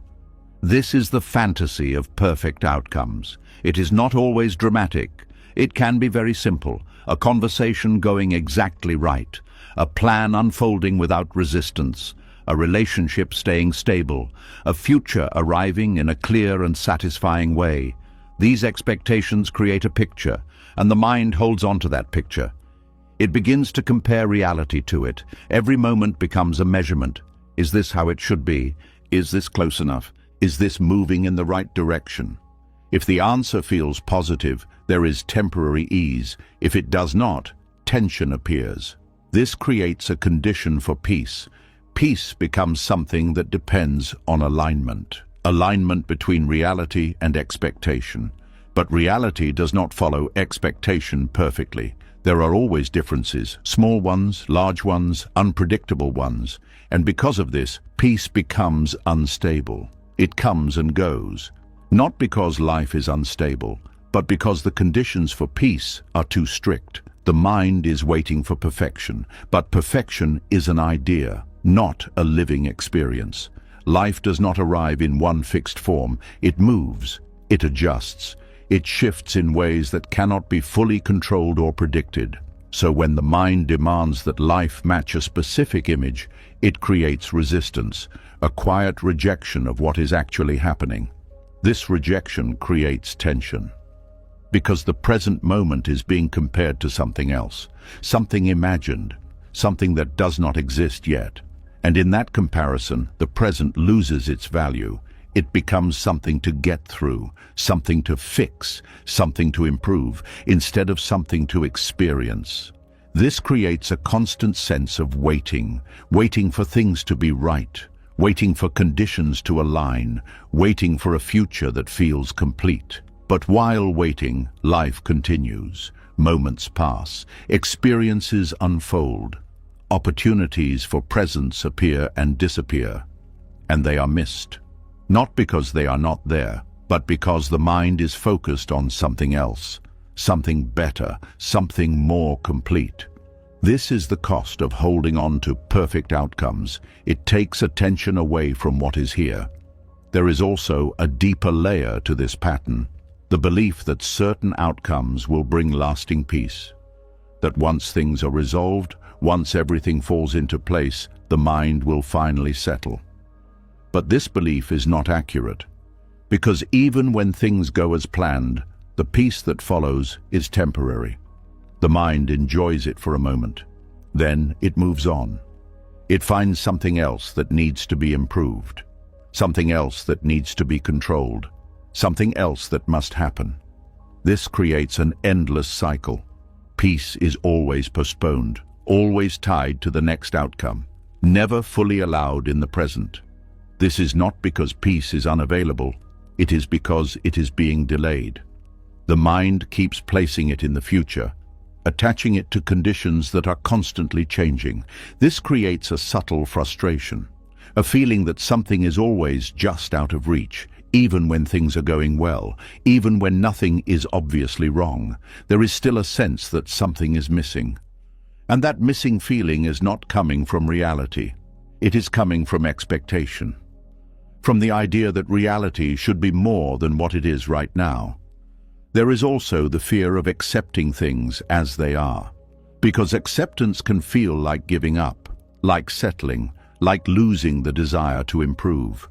But this is a misunderstanding. Acceptance is not about stopping action. It is about removing resistance. It is about seeing clearly what is happening without needing it to be different before allowing peace. When acceptance is present, action becomes clearer, more direct, less driven by pressure, less influenced by fear. It becomes a response to reality, not a reaction against it. This creates a different experience, one where effort exists but without tension, where movement happens but without the need to force, where change is allowed but without rejecting the present. This is where the fantasy of perfect outcomes begins to dissolve. Not because goals disappear, not because desires vanish, but because the attachment to them weakens. They are no longer seen as conditions for peace. They become possibilities, things that may happen, things that can be worked toward, but not things that define your state. This creates space, space to breathe, space to be present, space to experience life as it unfolds, rather than waiting for it to match an image.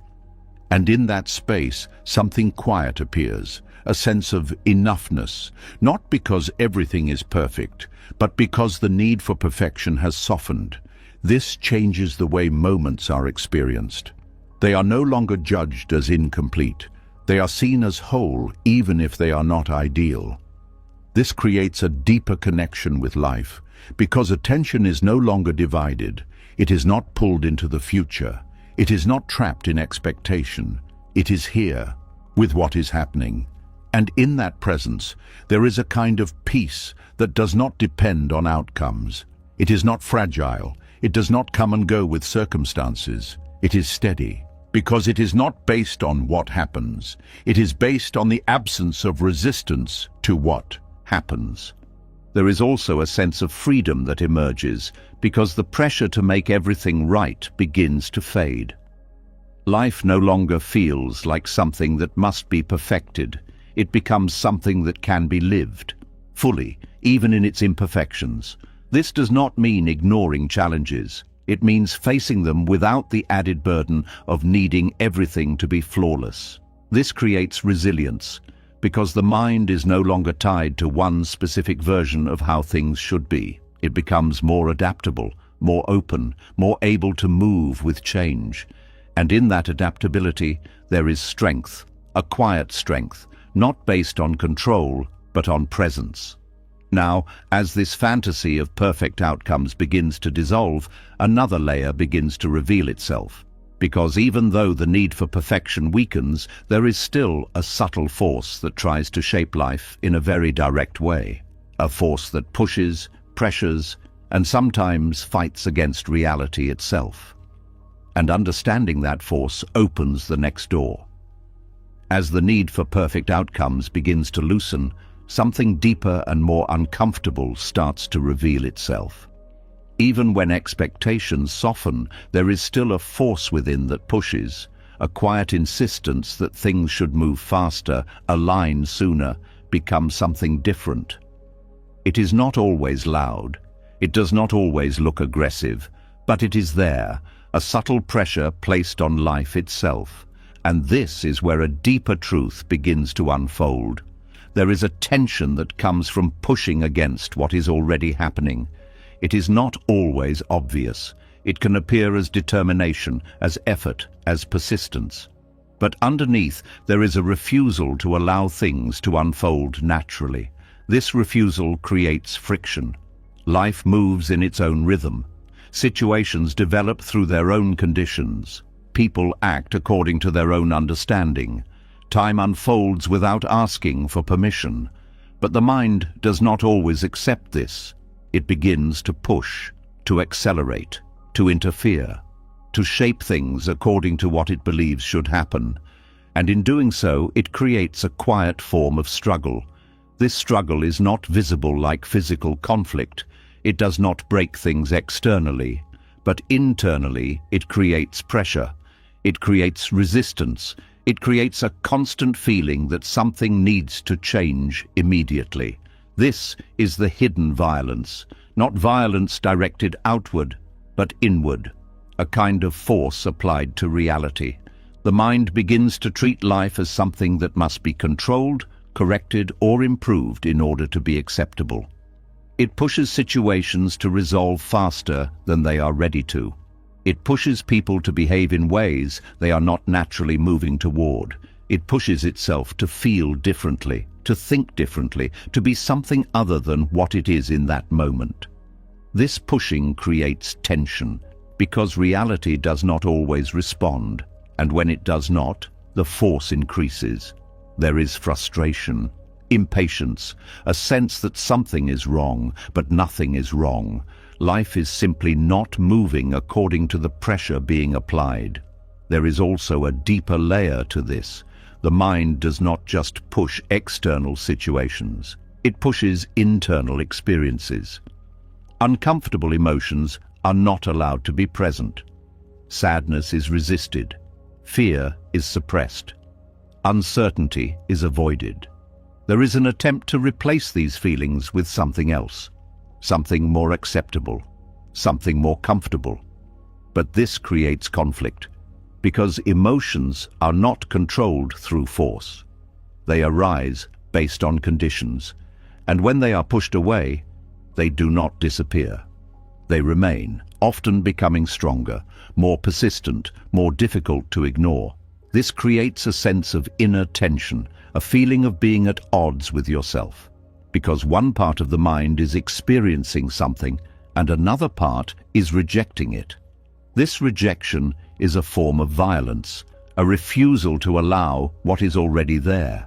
There is also the force applied to time, the urgency to move forward, to get past the current moment, to arrive somewhere else. This creates a constant sense of impatience. Nothing feels fast enough. Nothing feels complete enough. Everything feels like it should be further along. This creates pressure, because time does not respond to force. It moves as it moves, and trying to push it creates only frustration. There is also the force applied to identity, the idea that you should be different, better, more advanced, more stable, more in control. This creates a constant sense of self-judgment, because the present version of yourself is seen as insufficient, something to improve, something to fix, something to change. But this creates resistance, because it rejects what is already here. It turns growth into pressure. Instead of allowing change to happen, naturally it tries to force it. This creates stress, because change does not happen through force. It happens through understanding, through awareness, through allowing. There is also a deeper cost to this constant forcing. It creates disconnection from life, from others, from yourself, because when you are always pushing, you are not listening, you are not observing, you are not present. You are focused on changing what is happening instead of experiencing it. This creates distance, because connection requires presence. It requires openness. It requires allowing. And forcing removes those qualities. It replaces them with control, with pressure, with resistance. There is also the illusion that force creates results. Sometimes it does. Sometimes pushing leads to outcomes. But those outcomes often come with a cost: stress, fatigue, disconnection, and even when the result is achieved, there is often no lasting peace. Because the method used to achieve it creates ongoing tension. The mind learns to rely on force, so it continues to use it in every situation, in every moment. This creates a life that feels like a constant effort, a constant struggle, because everything becomes something to push through, something to manage, something to control. But life is not meant to be lived that way. There is another way of relating to reality, one that does not rely on force, one that does not create friction, one that works with life rather than against it. Buddhist understanding points to this. It shows that forcing is not necessary, that action can arise without pressure, that movement can happen without resistance, that change can occur without violence. This does not mean passivity. It does not mean doing nothing. It means acting from clarity, not from force. Responding to situations rather than pushing them, allowing things to unfold while still participating. This creates a different experience, one where effort exists but without strain, where progress happens but without tension, where change occurs but without conflict. There is also a deeper sense of trust that begins to develop. Trust that life does not need to be forced in order to move. Trust that conditions will unfold. Trust that not everything needs to be controlled. This trust reduces the need for force, because the mind no longer feels like everything depends on its effort. It begins to relax, to soften, to allow, and in that softness, something shifts. The constant pressure begins to fade. The tension begins to dissolve. The inner conflict begins to quiet. Not because everything is perfect, but because the need to force perfection is no longer present.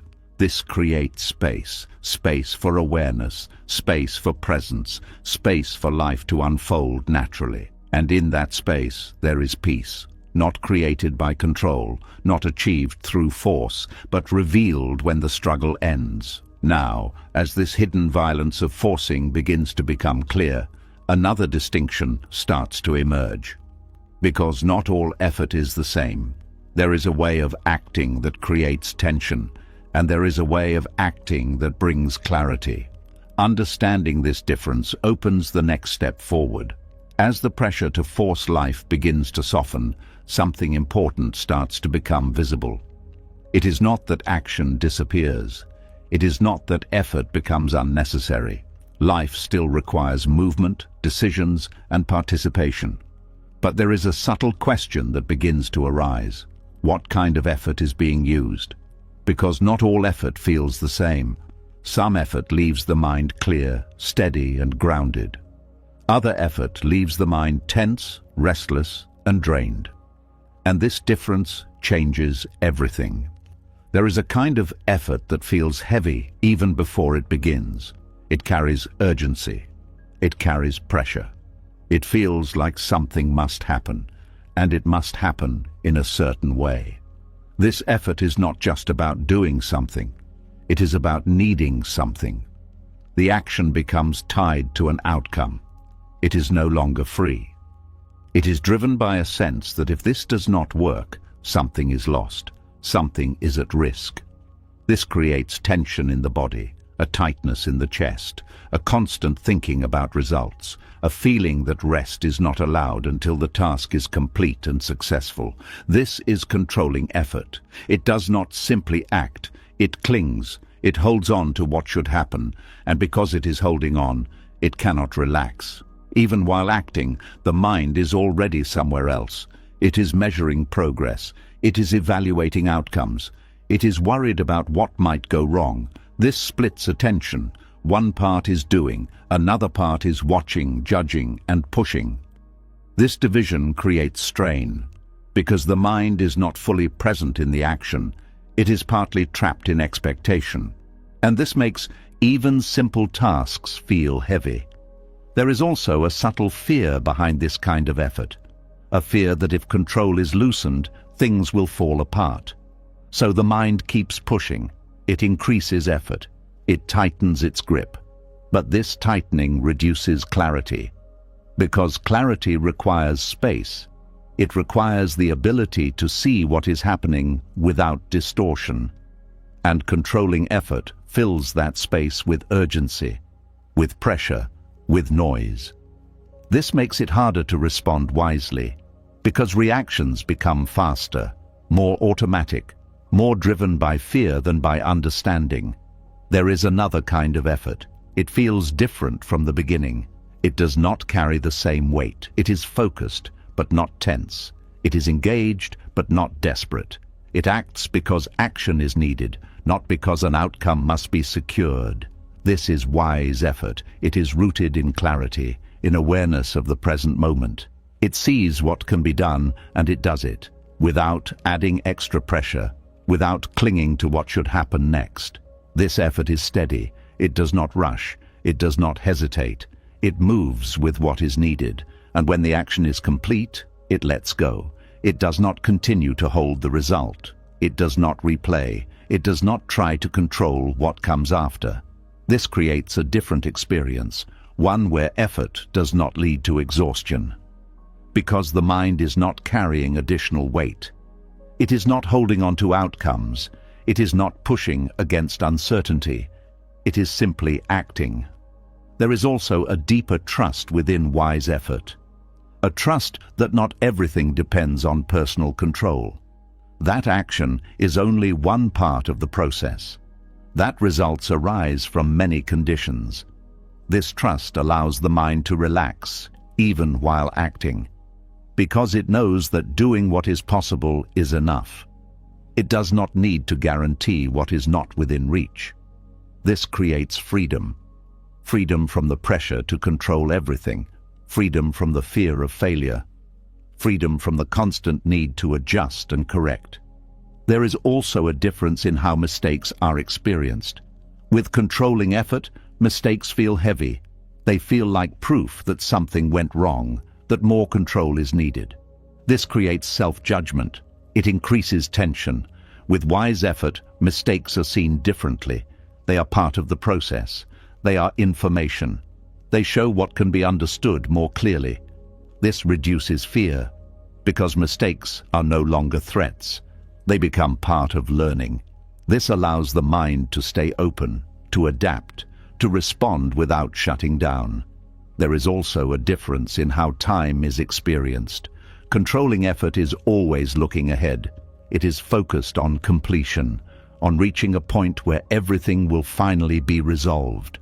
This creates impatience, because the present moment feels incomplete. Wise effort stays with the moment. It does what is needed now, without rushing to the end. This creates presence, because the mind is not divided. It is fully engaged in what is happening. This makes the experience richer, more complete. There is also a difference in energy. Controlling effort drains, because it carries extra weight, expectation, fear, pressure.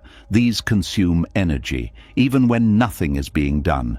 Wise effort conserves energy because it removes unnecessary tension. It uses only what is needed. It does not waste energy on trying to control outcomes. This creates sustainability, the ability to continue without burnout, without exhaustion. There is also a deeper sense of alignment. With controlling effort, there is often a mismatch between what is happening and what the mind wants. This creates resistance. With wise effort, there is alignment with reality. Action arises from what is actually present, not from what is imagined. This reduces friction, because the mind is not pushing against what is. It is working with it. This creates flow, a sense that things are moving naturally, without force, without struggle. There is also a shift in identity. Controlling effort often comes from a need to prove something, to show capability, to maintain an image. This creates pressure, because the action is tied to self-worth. Wise effort does not carry this burden. It acts because action is needed, not because identity is at stake. This creates ease, because the action stands on its own. It does not need to confirm anything about who you are. This reduces attachment, because the result does not define you. It is simply a result.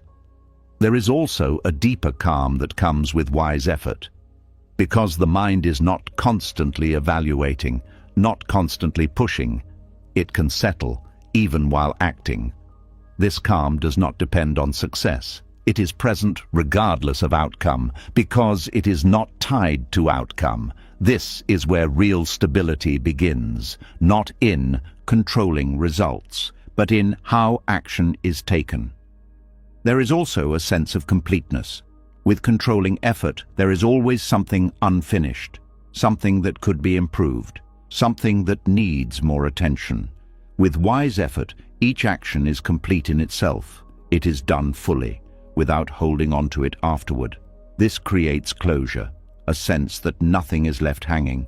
This allows the mind to move on, to rest, to be present again.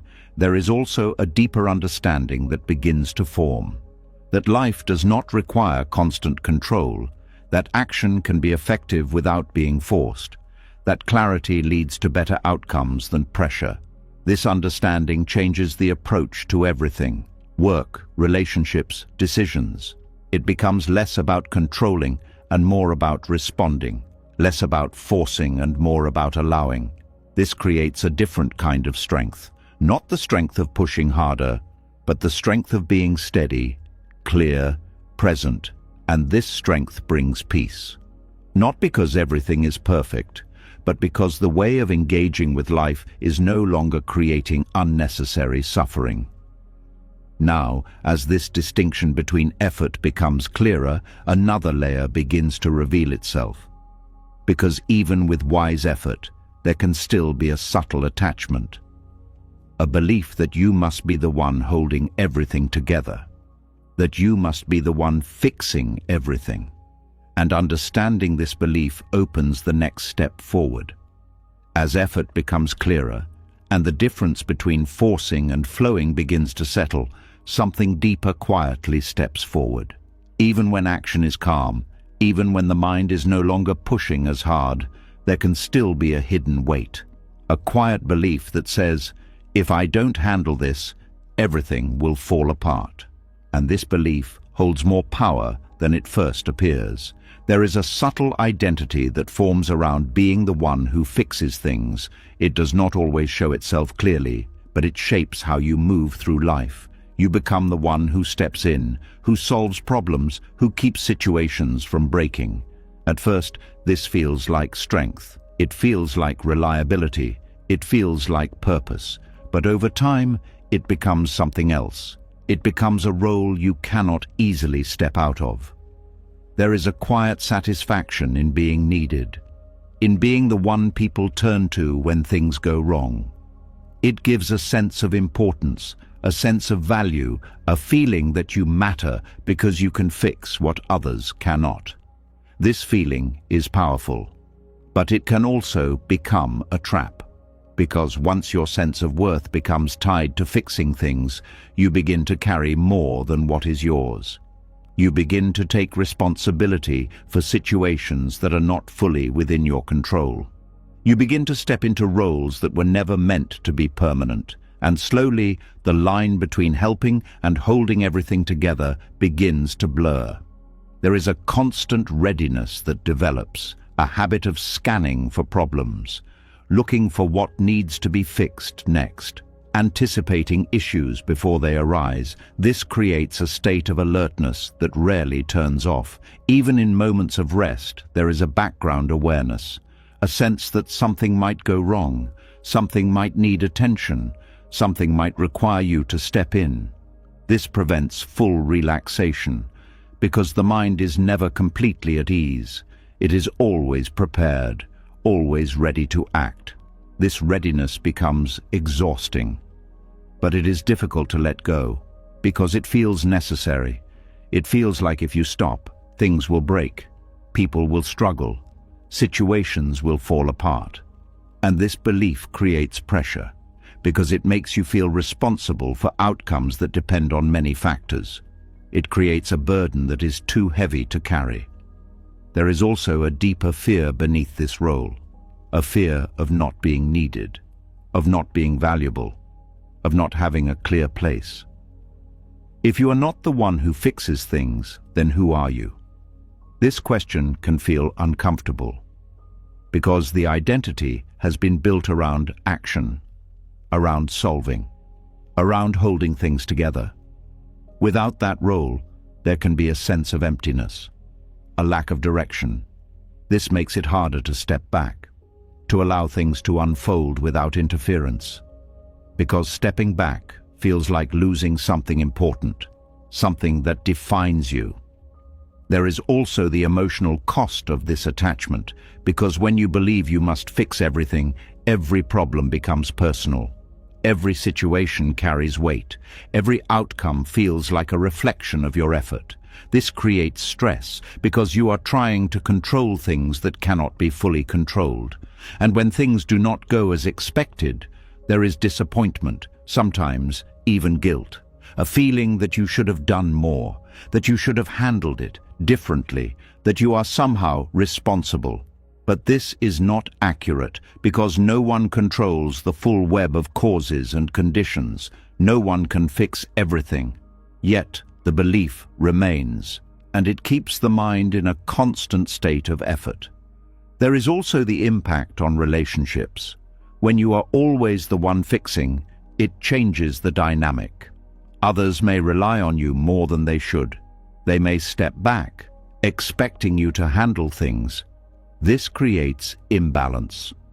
Because responsibility is not shared, it is carried by one person, and this leads to fatigue, not just physical, but emotional, because the connection becomes less about mutual support and more about dependence. There is also a loss of authenticity, because when you are focused on fixing, you are not always present.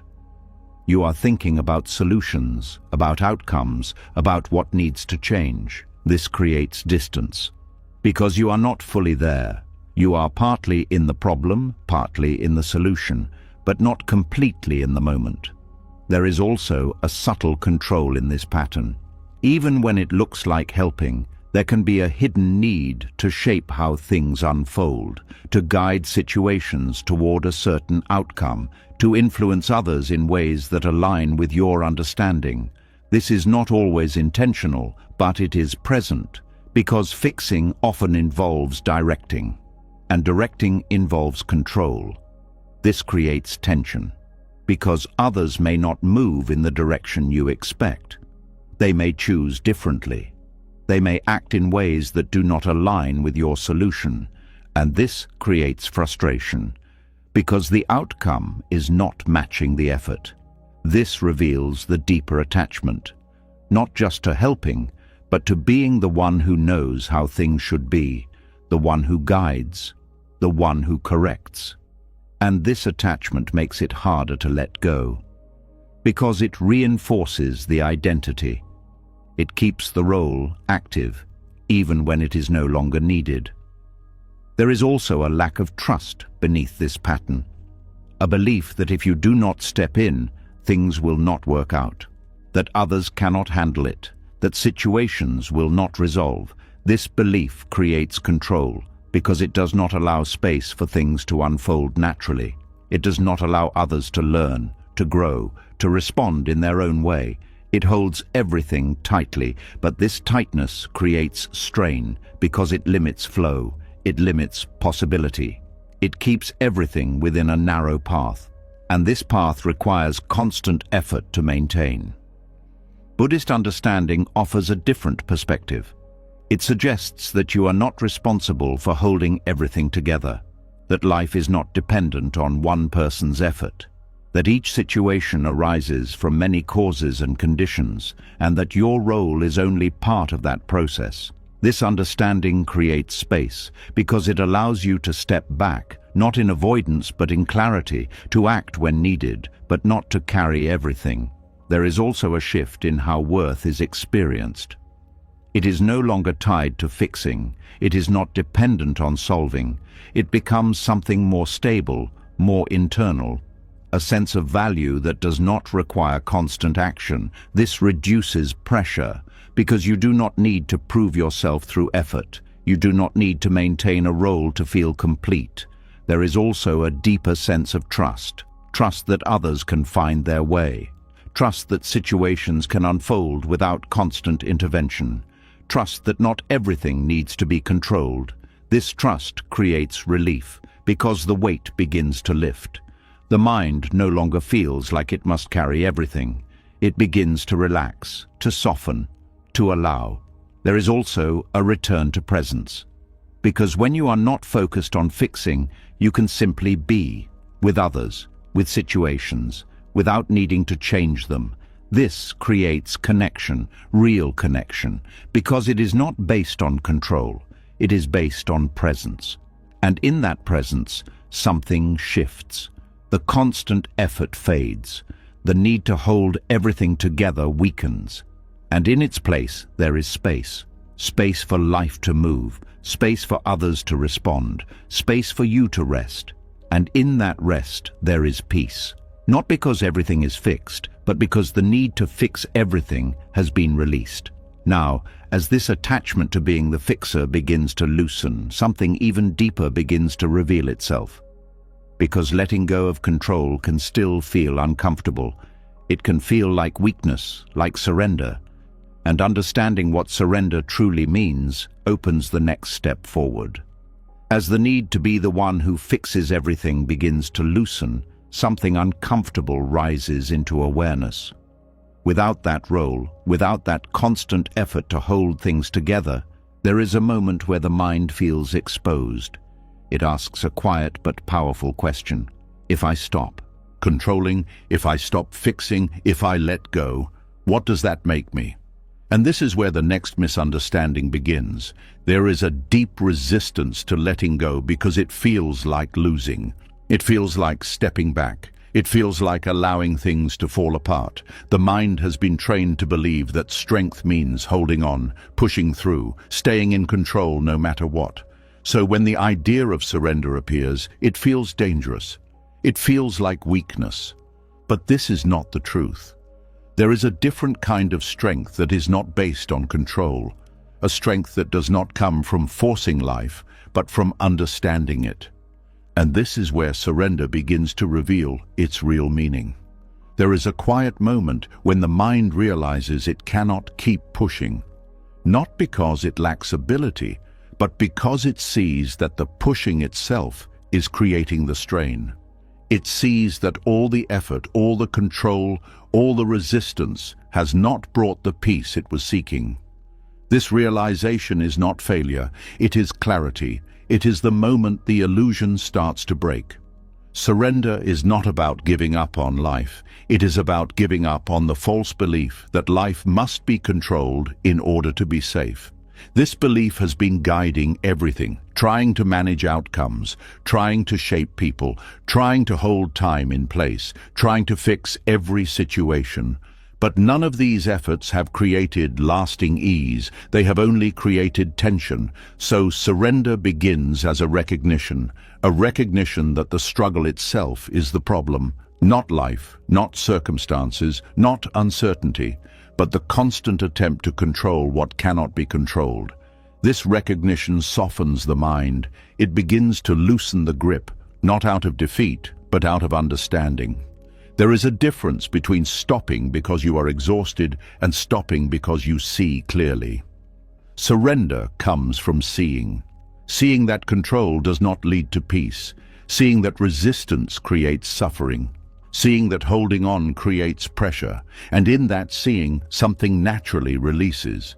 There is also a deeper layer to surrender. It is not passive. It is not doing nothing. It is a shift in how action arises. Action continues, but without the attachment, without the desperation, without the need to force outcomes. This creates a different kind of movement, one that is aligned with reality, not against it. one that responds rather than reacts, one that flows rather than pushes. This is not weakness, this is precision, because when the mind is not clouded by control, it sees more clearly. It understands what is needed, it acts appropriately, without excess effort, without unnecessary tension. There is also the courage required to surrender, because it means facing uncertainty directly, without trying to escape it, without trying to control it. It means allowing life to unfold without guarantees. And this can feel uncomfortable at first, because the mind is used to having something to hold on to, some form of control, some sense of direction. But as surrender deepens, a different kind of stability begins to appear. Not the stability of certainty, but the stability of presence, the ability to remain steady, even when things are unclear, even when outcomes are unknown. This stability is stronger than control, because it does not depend on conditions. It remains regardless of what happens. There is also a shift in how challenges are experienced. Without surrender, challenges feel like obstacles, something to overcome, something to fix, something to control. With surrender, challenges are seen as part of the unfolding, not something separate from life, but something within it. This changes the response. There is less resistance, less struggle, more openness, more willingness to meet what is happening. This does not remove difficulty, but it removes the added suffering created by fighting it. There is also a release of the need to be right, to have things go a certain way, to prove something. Surrender allows space for things to be as they are, without needing to adjust them to fit a specific image. This creates ease, because the mind is no longer trying to impose its version of reality. It is simply experiencing what is present. There is also a deeper sense of trust that emerges. Not trust that everything will go perfectly, but trust that whatever happens can be met, that there is no need to control every detail. Because life is not dependent on perfect outcomes, this trust reduces fear. Because the mind no longer feels like everything is at risk, it begins to relax, to open, to allow. There is also a connection to truth in surrender, because when control is released, reality becomes clearer. Without the distortion of expectation, without the pressure of needing things to be different. What is seen is what is. This clarity brings peace, not because reality has changed, but because the resistance to it has dissolved. There is also a simplicity in surrender, because the mind is no longer managing multiple layers of control. It is not holding on to past, future, outcomes or identities. It is simply present with what is happening now. This simplicity is powerful because it removes complexity. It removes unnecessary effort. It allows the mind to rest. There is also a freedom that comes with surrender. Freedom from the need to control. Freedom from the pressure to fix everything. Freedom from the constant tension of holding on. This freedom is not something that is created. It is something that is revealed. When the grip loosens, when the struggle ends, when the mind stops fighting life, and in that freedom there is peace. Not fragile peace, not conditional peace, but a steady, quiet presence that remains, regardless of what changes. This is why surrender is not weakness. It is clarity. It is strength without force. It is action without attachment. It is presence without resistance. And as this understanding of surrender begins to settle, something even more subtle starts to appear. Because even without forcing, even without controlling, there is still a tendency to react, to adjust, to interfere in small ways. And seeing that tendency clearly opens the next step forward. As surrender begins to settle, something very subtle comes into view. Even without forcing, even without holding tightly, there is still a quiet habit that continues, a small movement, a quick reaction, a need to adjust what is happening, even slightly. It is almost invisible, but it carries weight, and this is where the next layer opens. There is a moment just before you react that most people never notice. It is brief, almost silent, but it is there. Something happens, a word is spoken, a feeling arises, a situation shifts, and immediately the mind moves. It moves to respond, to fix, to correct, to shape. This movement feels natural, it feels automatic, it feels necessary, but it is not always needed. There is a belief that every situation requires a response, that every discomfort needs to be addressed, that every change must be met with action. But this belief creates constant activity, and constant activity creates noise. This noise makes it difficult to see clearly, because the mind is always moving, always adjusting, always doing something. But there is another way, a way that does not rush to react, a way that does not immediately interfere, a way that allows space. This is the peace found in non-interference. It does not mean doing nothing. It means not acting from impulse, not reacting from habit, not forcing change where none is needed. There is a difference between action and reaction. Reaction is fast, unconscious, driven by patterns. It happens before awareness has time to settle. It often comes from fear, from discomfort, from the need to regain control. Action, on the other hand, arises from clarity. It comes after seeing, after understanding. It is not rushed. It is precise. Non-interference creates the space where action can replace reaction. It allows the moment to unfold without immediate adjustment. It gives the mind time to see what is actually happening rather than what it assumes is happening. This changes everything, because many reactions are based on interpretation, not reality. A tone of voice is taken personally. A delay is seen as rejection. A change is seen as a problem. But when there is space, these interpretations can be seen more clearly. And often they dissolve because they are not grounded in what is truly happening. They are projections. Non-interference reveals this. It shows that not everything needs to be responded to, that not every thought requires action, that not every feeling needs to be fixed. There is also a deeper calm that comes from this, because the mind is no longer in constant motion. It begins to settle, to observe, to be present without interference. This creates stillness, and in that stillness, clarity appears. Because without constant reaction, the mind can see patterns. It can understand itself. It can notice how quickly it moves, how easily it is triggered, how often it tries to control. This awareness is powerful because it breaks the automatic cycle. It introduces choice, the choice to not react, the choice to not interfere, the choice to allow. There is also a shift in how discomfort is experienced. Without non-interference, discomfort leads to action, an urge to change something, to escape, to fix. But with non-interference, discomfort can be observed, felt, without being immediately acted upon. This changes the relationship with it because it is no longer something that must be removed. It becomes something that can be understood.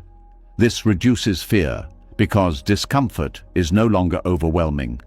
It is manageable. It can exist without control. There is also a reduction in unnecessary effort because many actions are not needed. They are reactions to internal states, not responses to external reality. Non-interference removes these actions. It allows only what is necessary to remain. This simplifies life, because energy is no longer spent on constant adjustment. It is conserved, focused, used with intention. There is also a deeper trust that develops. Trust that not everything needs to be controlled, that situations can unfold, that people can respond in their own way, that life can move without constant interference. This trust reduces anxiety because the mind is no longer trying to manage every detail. It begins to relax, to allow, to observe. There is also a shift in relationships because without the need to interfere, there is more space for others. Space for them to express, to act, to be themselves, without being corrected or adjusted. This creates more authentic connection because it is not shaped by control. It is allowed to develop naturally. There is also less conflict, because many conflicts arise from reaction, from trying to fix or change something immediately. Non-interference allows the situation to settle before responding. This often reduces tension, because the initial reaction is not acted upon, and what remains is more thoughtful, more grounded. There is also a deeper understanding of timing, because not everything needs to happen immediately. Some things require space, some things need time to unfold. Non-interference respects this. It does not rush, it does not force, it allows the natural timing of situations. This creates alignment, because action happens when it is appropriate, not when it is urgent. There is also a sense of ease that develops, because the mind is no longer constantly engaged in controlling. It is not always adjusting. It is not always fixing. It is simply present. This presence is peaceful because it is not driven by need. It is not driven by fear. It is not driven by control. It is just awareness. There is also a deeper insight that emerges. That much of what the mind tries to fix is not actually broken. It is simply different from expectation. Non-interference reveals this, because without immediate correction, the situation can be seen more clearly, and often it does not require intervention. This reduces unnecessary action, because the mind no longer reacts to every difference. It allows things to be. There is also a growing sense of freedom, because without constant reaction, there is more space, more openness, more possibility. Life is not being shaped in a narrow way. It is allowed to unfold, and in that unfolding, there is discovery, because not everything is predetermined. There is room for surprise, for change, for growth. There is also a deeper connection with the present moment, because without interference, attention remains here. It is not pulled into reaction. It is not pushed into control. It stays with what is happening. This creates richness, because the moment is experienced fully, without distortion, without pressure. There is also a quiet confidence that develops, not from controlling outcomes, but from being able to remain steady without reacting. This confidence is stable because it does not depend on circumstances. It depends on awareness, and awareness is always available. There is also a sense of completion because each moment is allowed to unfold without being interrupted, without being altered prematurely. This creates a natural flow, a sense that things are moving as they should, without needing to be pushed.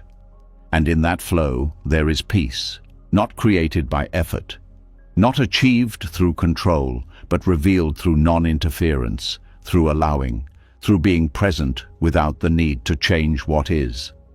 Now, as this peace in non-interference begins to deepen, something even more fundamental starts to appear. Because even when the mind stops reacting, there can still be a subtle resistance, a quiet disagreement with what is already here.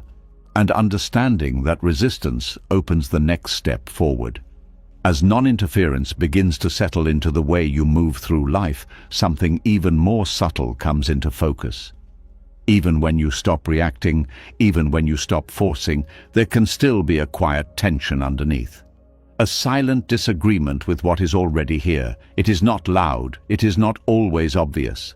But it is there, shaping how you feel, how you think, and how you experience every moment. And this is where the next layer begins to unfold. There is a kind of inner noise that does not come from the outside world. It comes from the mind pushing against reality, not through action, not through force, but through thought. A quiet voice that says, "This should not be happening," or "This is not how it's supposed to be," or "Something needs to change before I can feel okay." This voice creates conflict, not between you and the world, but within you, because reality is already here, unfolding as it is, while the mind is holding on to an image of how it should be. And these two do not match.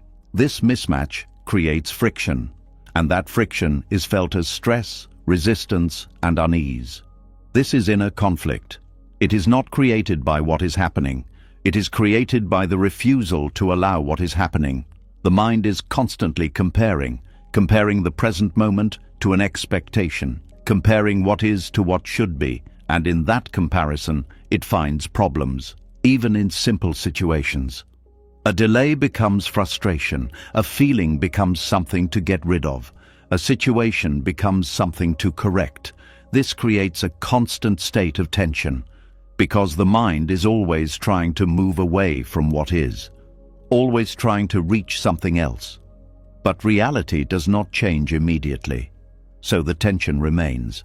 There is also a deeper layer to this conflict, the belief that acceptance means approval, that if you accept something, you are agreeing with it, that you are saying it is right or good or desirable.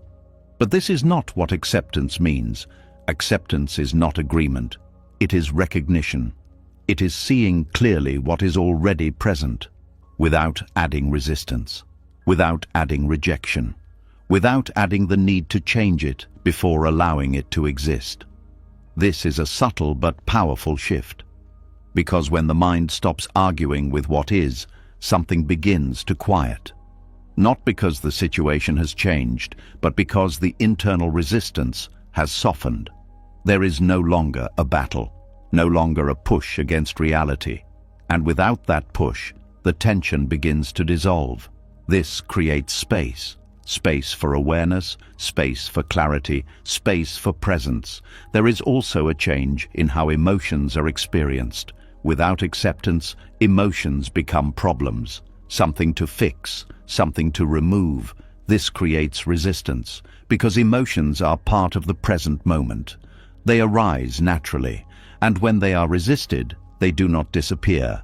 They persist, often becoming stronger. With acceptance, emotions are allowed. They are felt, observed, without needing to be changed immediately. This does not make them permanent, it allows them to move. Because what is allowed can flow, what is resisted tends to stay. This changes the relationship with feelings. They are no longer threats. They are experiences, temporary, passing, not something that defines you. There is also a shift in how situations are handled. Without acceptance, there is urgency, a need to fix things quickly, to restore comfort, to regain control. With acceptance, there is patience, a willingness to see the situation clearly before acting. This leads to better decisions, because action is no longer driven by discomfort. It is guided by understanding. There is also a deeper sense of stability. Because acceptance does not depend on conditions, it does not require things to be a certain way. It is available in any moment, regardless of what is happening. This creates a form of peace that is not fragile. That does not come and go with circumstances, it remains. Because it is not tied to external factors, it is tied to how you relate to them. There is also a reduction in mental noise, because much of the noise comes from resistance, from the constant commentary about how things should be different. When this commentary stops, the mind becomes quieter, not empty, but calm, more focused, more present. This quietness allows for deeper awareness, because without distraction, you can see more clearly. You can understand what is happening without distortion. There is also a release of energy, because resistance consumes energy. It requires effort to push against reality, to argue with it, to try to change it in the mind. When that effort is removed, energy becomes available for presence, for clarity, for meaningful action. There is also a shift in how control is experienced, because acceptance reduces the need to control.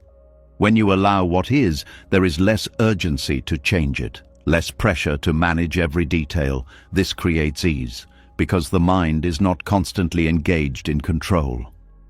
It can rest, even while life continues. There is also a deeper connection to reality, because acceptance removes the filter of expectation. You see things as they are, not as you want them to be. This clarity brings understanding, and understanding reduces confusion. There is also a sense of freedom, because without resistance, you are not bound by conditions. You are not waiting for things to change before feeling at ease. You are able to be present now, without needing anything to be different. This freedom is powerful, because it is not dependent on outcomes, it is not fragile, it remains. There is also a change in how time is experienced, because without resistance, there is less urgency, less need to rush, less need to escape. The present moment becomes enough, not because it is perfect, but because it is accepted. This creates depth, because you are fully here, not divided, not pulled in different directions. There is also a sense of completeness, because acceptance allows the moment to be whole, without needing to add or remove anything. This creates satisfaction, not from achieving something, but from being present with what is. There is also a deeper understanding that emerges, that suffering is not created by reality. It is created by resistance to reality. And when resistance ends, suffering reduces. This is not a concept. It is something that can be experienced directly, in small moments, when you stop arguing, when you allow, when you accept. There is peace, simple, quiet, available. And as this role of acceptance becomes clearer, something else begins to reveal itself. Because even when acceptance is present, there can still be a subtle movement. A desire to know what comes next, to feel certain, to have clarity about the future. And understanding this desire opens the next step forward. As acceptance begins to quiet the inner conflict, a deeper calm starts to settle. The mind is no longer arguing with what is. There is space, there is stillness, there is a sense that, in this moment, nothing is missing. But then, almost unnoticed, another movement appears. A quiet pull toward what comes next. A question that begins to form beneath the calm. What happens after this? And just like that, the mind leaves the present again. There is a subtle habit that runs deep. Even when things are okay, even when the moment is calm, the mind reaches forward. It wants to know. It wants clarity. It wants assurance about what is coming. This desire feels harmless. It feels like planning, like being prepared, like staying ahead. But beneath it, there is something else, a discomfort with not knowing. The mind does not rest easily in uncertainty. Even when there is nothing wrong, it searches for what might happen next. It tries to map out the future, to create a sense of direction, to secure a feeling of safety.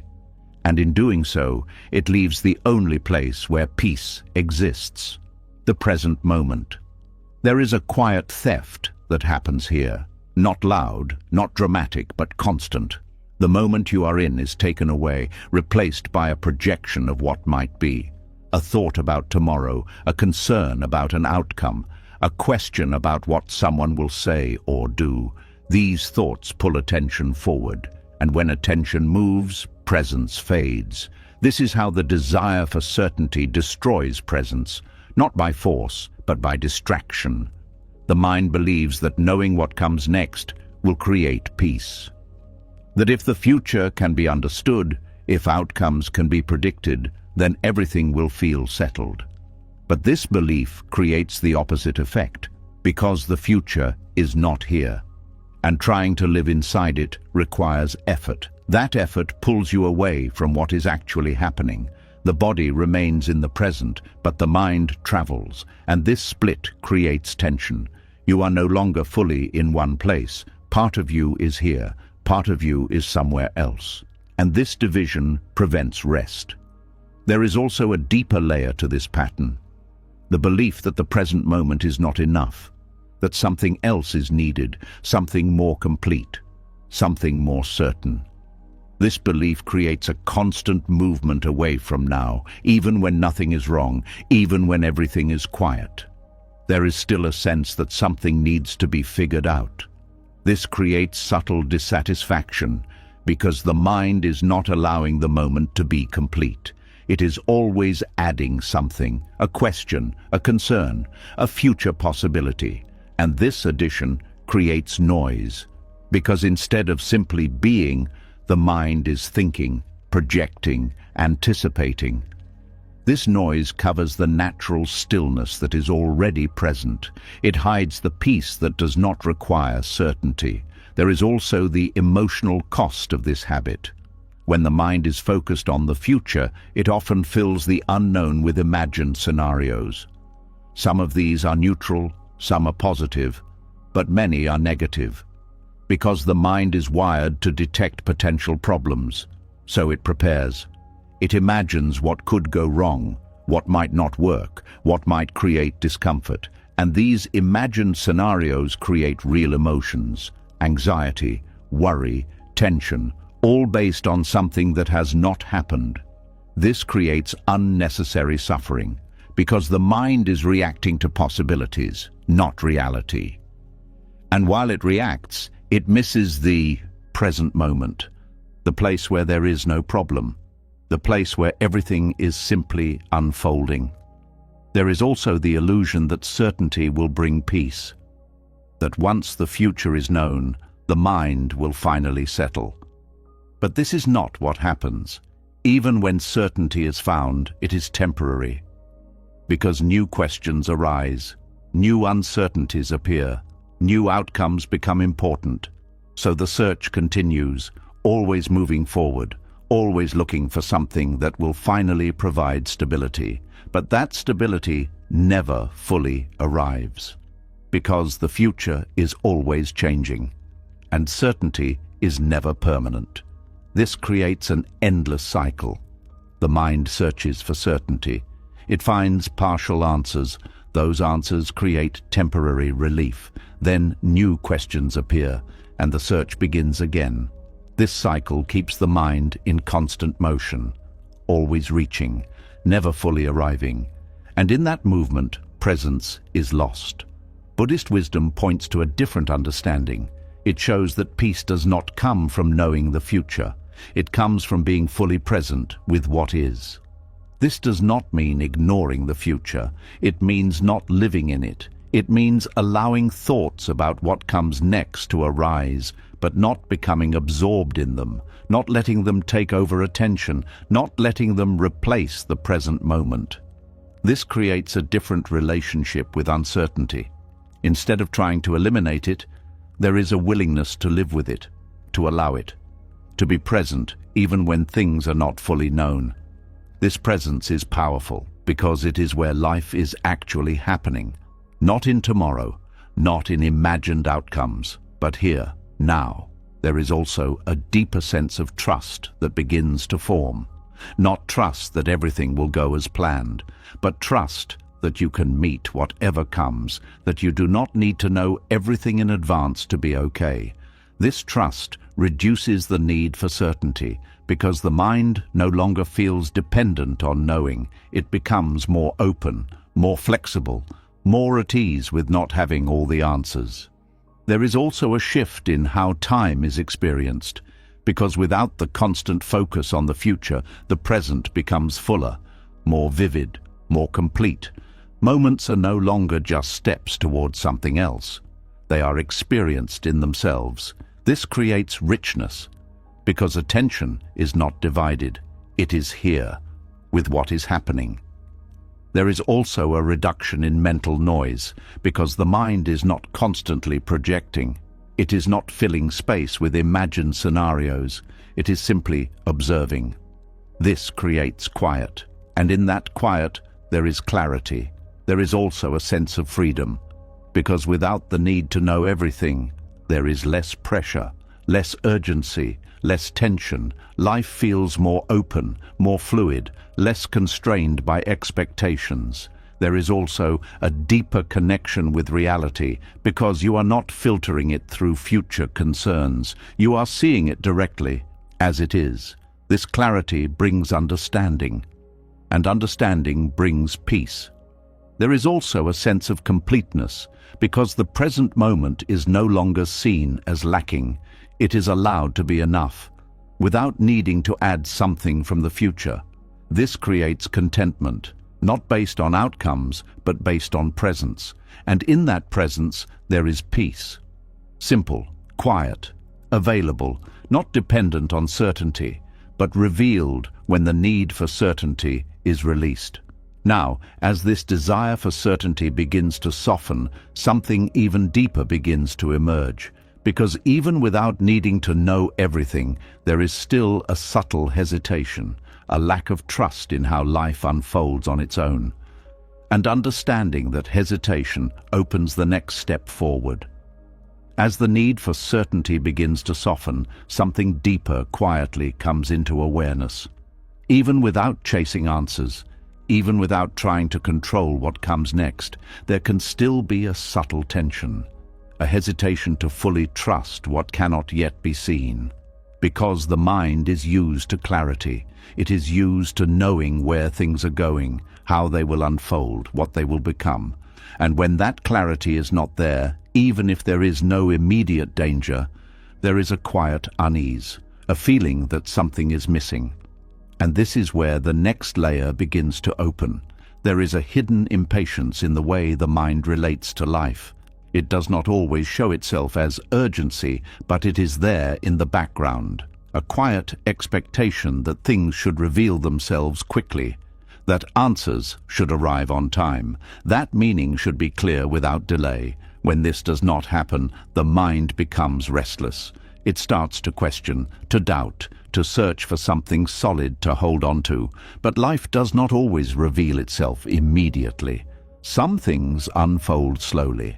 Some answers take time. Some paths become clear only after walking them.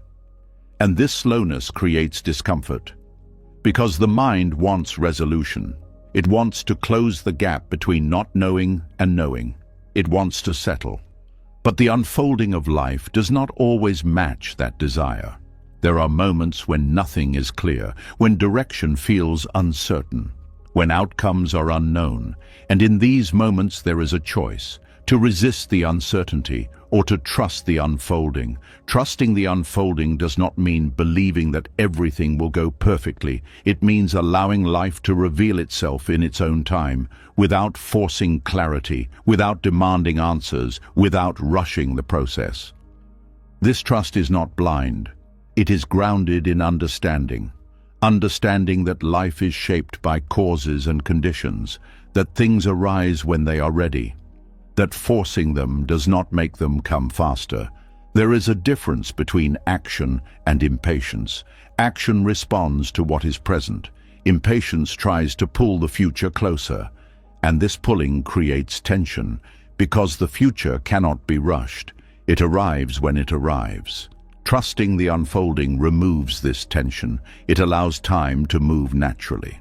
It allows situations to develop without interference. It allows clarity to appear when conditions support it. There is also a deeper layer to this trust. It involves letting go of the need to understand everything immediately, because not all understanding comes through thinking. Some understanding comes through experience, through living, through being present with what is happening. This kind of understanding cannot be forced. It grows, it unfolds, and it requires patience. The mind often underestimates this. It believes that more thinking will bring clarity, that analyzing will lead to answers. But often thinking creates more noise, more confusion, because it tries to solve something that is not ready to be solved. Trusting the unfolding allows space. Space for things to settle, space for insight to arise naturally. This space is important, because without it, the mind fills everything with effort, with searching, with trying. And this effort blocks the quiet clarity that comes when things are allowed to be. There is also a sense of relief that comes with this trust, because the pressure to figure everything out begins to fade. The mind no longer feels like it must have all the answers. It becomes more comfortable with not knowing, more at ease with uncertainty. This ease creates calm, because the mind is not constantly pushing, not constantly searching. It is simply present. There is also a shift in how time is experienced. Without the need for immediate answers, time feels more open, less rushed, less pressured. Moments are not seen as delays. They are seen as part of the process. This changes the experience of waiting. Waiting is no longer something to endure. It becomes something to be present with, something that holds its own value. There is also a deeper connection with life, because when you trust the unfolding, you are not trying to control it. You are allowing it. This creates alignment, because you are moving with life, not against it. There is less friction, less resistance, less struggle. There is also a reduction in fear, because fear often comes from the unknown, from what has not yet been revealed. But when there is trust, the unknown is not threatening, it is simply part of the journey. This changes the emotional response. Instead of anxiety, there is curiosity. Instead of tension, there is openness. There is also a sense of humility that develops. Because trusting the unfolding acknowledges that you do not control everything, that there are forces beyond your understanding, that life is larger than your plans. This humility is not weakness, it is clarity. It removes the illusion of control, and in doing so, it removes the pressure that comes with it. There is also a deeper form of confidence, not based on certainty, but based on the ability to stay present without it. This confidence is stable, because it does not depend on outcomes. It depends on awareness, on presence, on the ability to meet what arises. There is also a sense of freedom, because without the need to know everything, there is less limitation, less rigidity, more space for life to unfold in unexpected ways. This creates possibility, because not everything is predetermined. There is room for change, for growth, for new directions that were not imagined. There is also a deeper peace, because the mind is no longer in conflict with time. It is not trying to speed things up. It is not trying to force clarity. It is allowing, and in that allowing, there is rest. Not because everything is resolved, but because the need for immediate resolution has softened. There is also a quiet appreciation that begins to appear, for the process itself, for the unfolding, for the way life reveals itself gradually. This appreciation brings presence, because attention is no longer focused on the end. It is here, with each step. There is also a deeper understanding that life is not something to be solved, it is something to be lived, and living requires presence. Not constant analysis, not constant control, but openness, awareness, trust. And in that trust, there is peace, not created, not forced, but revealed, as the mind relaxes its need to know, as it allows life to unfold, as it stays present with what is. Now, as this trust begins to deepen, another distinction becomes clear, because even when you trust life, there is still a question of how to act within it, how to care, how to engage, without falling back into control. And understanding this balance opens the next step forward. As trust in the unfolding of life begins to deepen, another question quietly rises.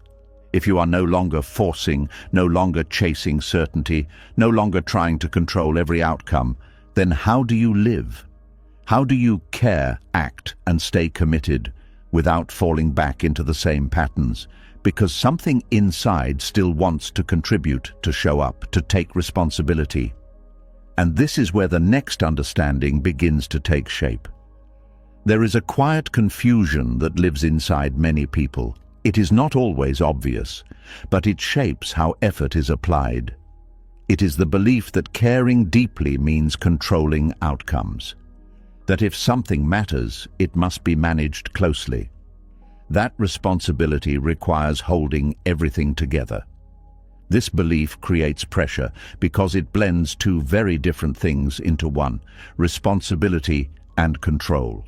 At first they seem similar. Both involve action, both involve attention, both involve engagement with life, but the experience of each is completely different.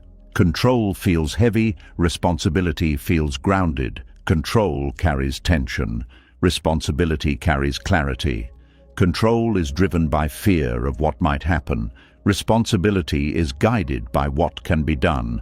When these are confused, life becomes exhausting, because every situation becomes something that must be controlled in order to feel secure.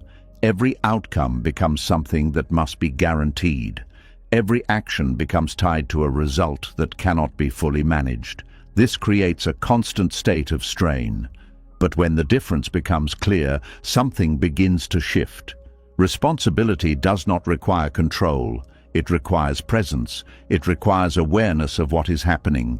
It requires the willingness to act where action is possible, nothing more, nothing less. There is a quiet strength in this, because it focuses energy on what is real, not on what is imagined, not on what is beyond reach, but on what is actually here. Control, on the other hand, moves beyond what is real.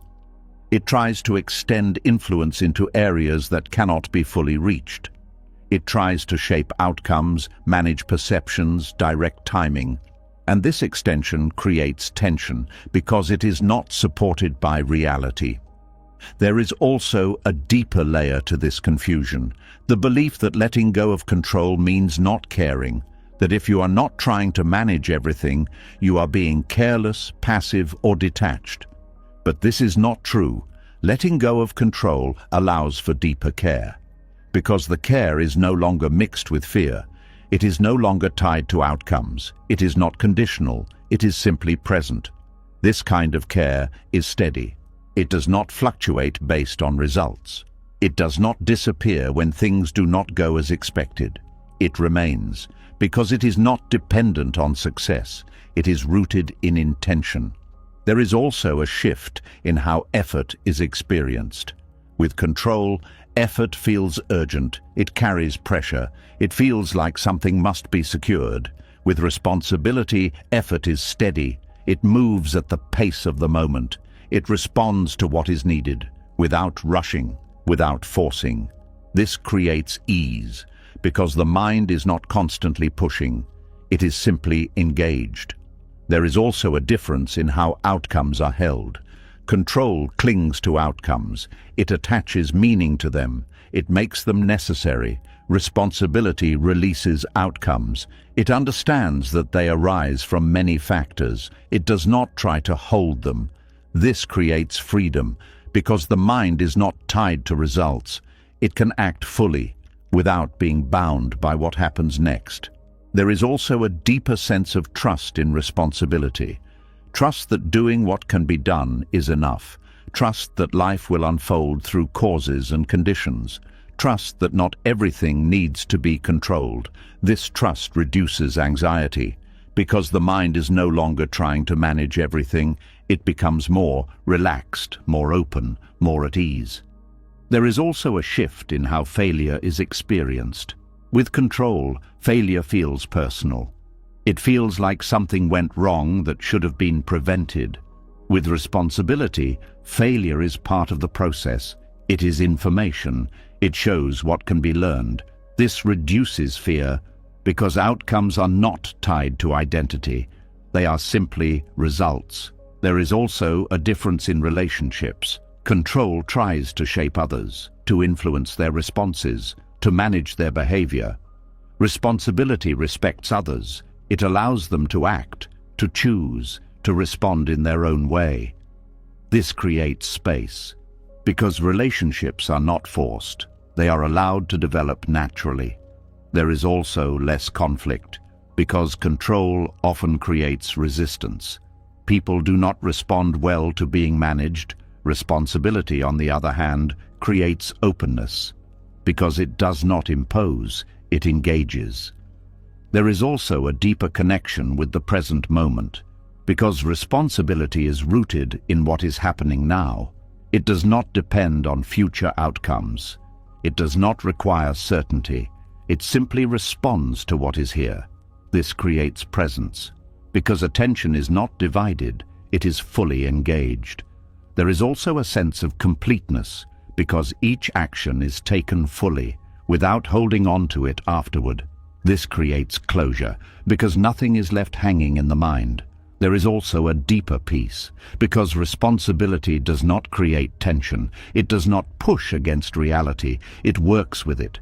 This alignment creates calm because there is no resistance. There is also a sense of empowerment, not from controlling outcomes, but from being able to act clearly, to respond wisely, to engage without attachment. This empowerment is stable because it does not depend on results. It depends on awareness. There is also a shift in how life is experienced, because without control there is more openness, more flexibility, more possibility. Life is not constrained by rigid expectations. It is allowed to unfold. This creates richness, because experiences are not limited, they are explored. There is also a deeper understanding that emerges. That responsibility is about participation, not domination. It is about being part of the process, not controlling it. This understanding changes everything, because it removes the burden of control and replaces it with clarity. There is also a sense of balance, because effort and ease coexist. Action and rest are not in conflict. They flow together, naturally, without force. And in that balance, there is peace. Not because everything is controlled, but because nothing needs to be. Now, as this distinction between responsibility and control becomes clearer, another layer begins to reveal itself. Because even when you act responsibly, there can still be a subtle attachment, a desire for others to change, to understand, to move in a certain way. And understanding this desire opens the next step forward. As the difference between responsibility and control becomes clearer, another layer quietly reveals itself. Even when you act with clarity, even when you release the need to control outcomes, there is still a subtle place where the mind holds on, not to situations, not to results, but to people. Because something inside still wants others to understand, to change, to grow in a certain way. And when that does not happen, tension returns. And this is where a deeper truth begins to unfold. There is a quiet weight that comes from caring about someone and wanting things to be better for them. It can feel like love. It can feel like concern. It can feel like responsibility. But underneath it, there is often something else, a need for their journey to move according to your understanding. This need is rarely seen clearly. It appears as advice, as guidance, as support, but it carries expectation. An expectation that they will see what you see, that they will change when you think they should, that they will grow in the direction you believe is right. When this expectation is not met, something inside reacts. There is frustration, there is disappointment, sometimes even anger. Not because you do not care, but because the outcome does not match what you hoped for. This creates suffering, because their journey is not yours to control. Each person moves through life based on their own causes and conditions, their experiences, their understanding, their timing, their readiness. These factors are not always visible, and they are not always aligned with your expectations. But the mind often forgets this. It believes that if something is clear to you, it should be clear to them. If something feels obvious, it should be obvious to them. If something needs to change, it should happen now. This creates pressure, not only on them, but on you, because you are holding on to something that cannot be forced. Growth does not happen on command. Understanding does not arrive on schedule. Awareness does not follow instruction. These things unfold slowly, naturally, through experience, through insight, through conditions that are unique to each person. Trying to control this process creates tension because it goes against how life actually works. There is also a deeper layer to this attachment, a belief that if someone changes, things will feel better, that if they understand, the situation will resolve, that if they grow, there will be peace. This belief ties your inner state to their journey, and because their journey is not in your control, your peace becomes unstable. It rises when they move in the direction you expect. It falls when they do not. This creates emotional dependence, not obvious, but present. Your sense of ease becomes connected to their progress, and this connection creates suffering because it is not something you can fully manage. There is also the subtle control in trying to help. Not all help is free. Sometimes it carries expectation, an expectation of change, an expectation of response, an expectation of appreciation. When these expectations are not met, the help turns into frustration, because it was not just given. It was tied to an outcome. This creates tension in relationships, because the intention to support becomes mixed with the need to control. And this can be felt, even if it is not spoken. People sense when they are being shaped, when their journey is being directed, and this can create resistance, because each person has their own path, their own pace, their own process. There is also the difficulty of watching someone struggle. It is not easy to see someone you care about make choices that lead to pain, to see them repeat patterns, to see them miss what feels obvious. This creates discomfort, and the mind tries to remove that discomfort by stepping in, by correcting, by guiding, by trying to speed up their process. But this often creates more tension, because it interferes with their experience. And without experience, understanding does not deepen. People do not grow through instruction alone. They grow through living, through making mistakes, through seeing consequences, through arriving at understanding in their own time.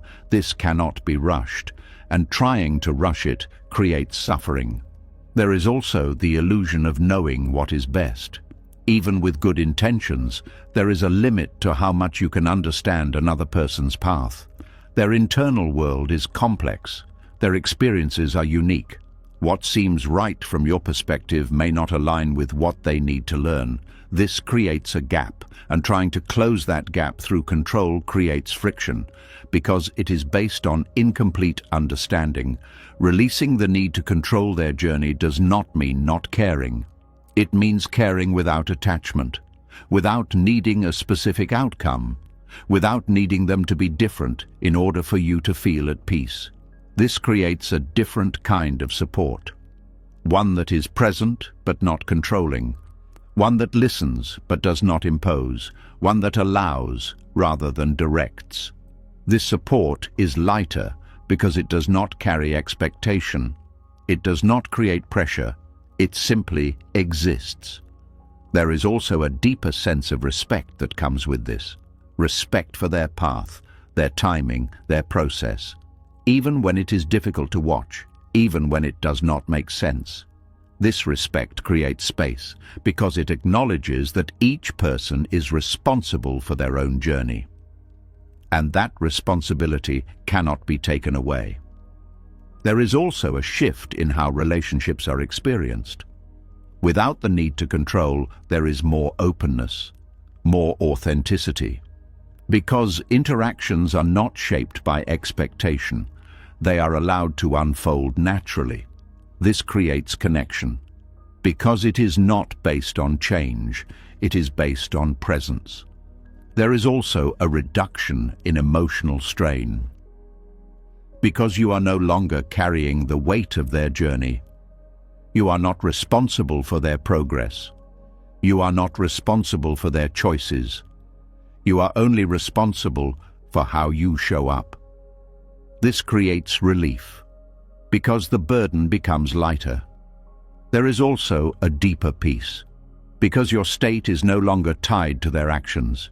It becomes stable, independent, grounded in your own awareness. There is also a sense of freedom, because without the need to control others, there is more space, more energy, more clarity. You are not constantly monitoring, adjusting, or guiding. You are simply present. There is also a deeper understanding that emerges, that everyone is unfolding in their own way, through their own conditions, through their own experiences, and that this unfolding cannot be forced.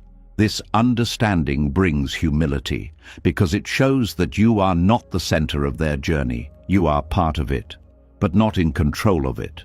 And in that humility there is peace, not because everything is resolved, but because the need to resolve everything has softened, Now, as this need to control others begins to dissolve, something even more subtle begins to appear. Because even when you release control over people, there can still be a quiet discomfort, a hesitation to live without clear answers, without knowing what lies ahead. And understanding that hesitation opens the next step forward. You started this journey believing peace was something you had to control, protect, and secure. But now you see it differently. It was never in the outcomes. It was never in making life behave the way you wanted. It was never in fixing everything, knowing everything, or holding everything together. It was hidden beneath the effort. Every time you stopped forcing, every time you released the need to control, every time you allowed life to unfold without resistance, that's where peace was waiting. Not in perfection, not in certainty, not in control, but in letting go. So now the question becomes simple. What are you still trying to control that is costing you your peace? Drop it. Not tomorrow, not when things get better. Now. And just notice what happens inside you. If something in this video spoke to you, write in the comments, "I let go." I want to see who is ready to stop fighting life and start flowing with it. And if you felt even a small shift in your mind, subscribe to the channel and turn on notifications. Because this is just the beginning of a deeper transformation. Your peace is not waiting in the future, it's waiting in your release.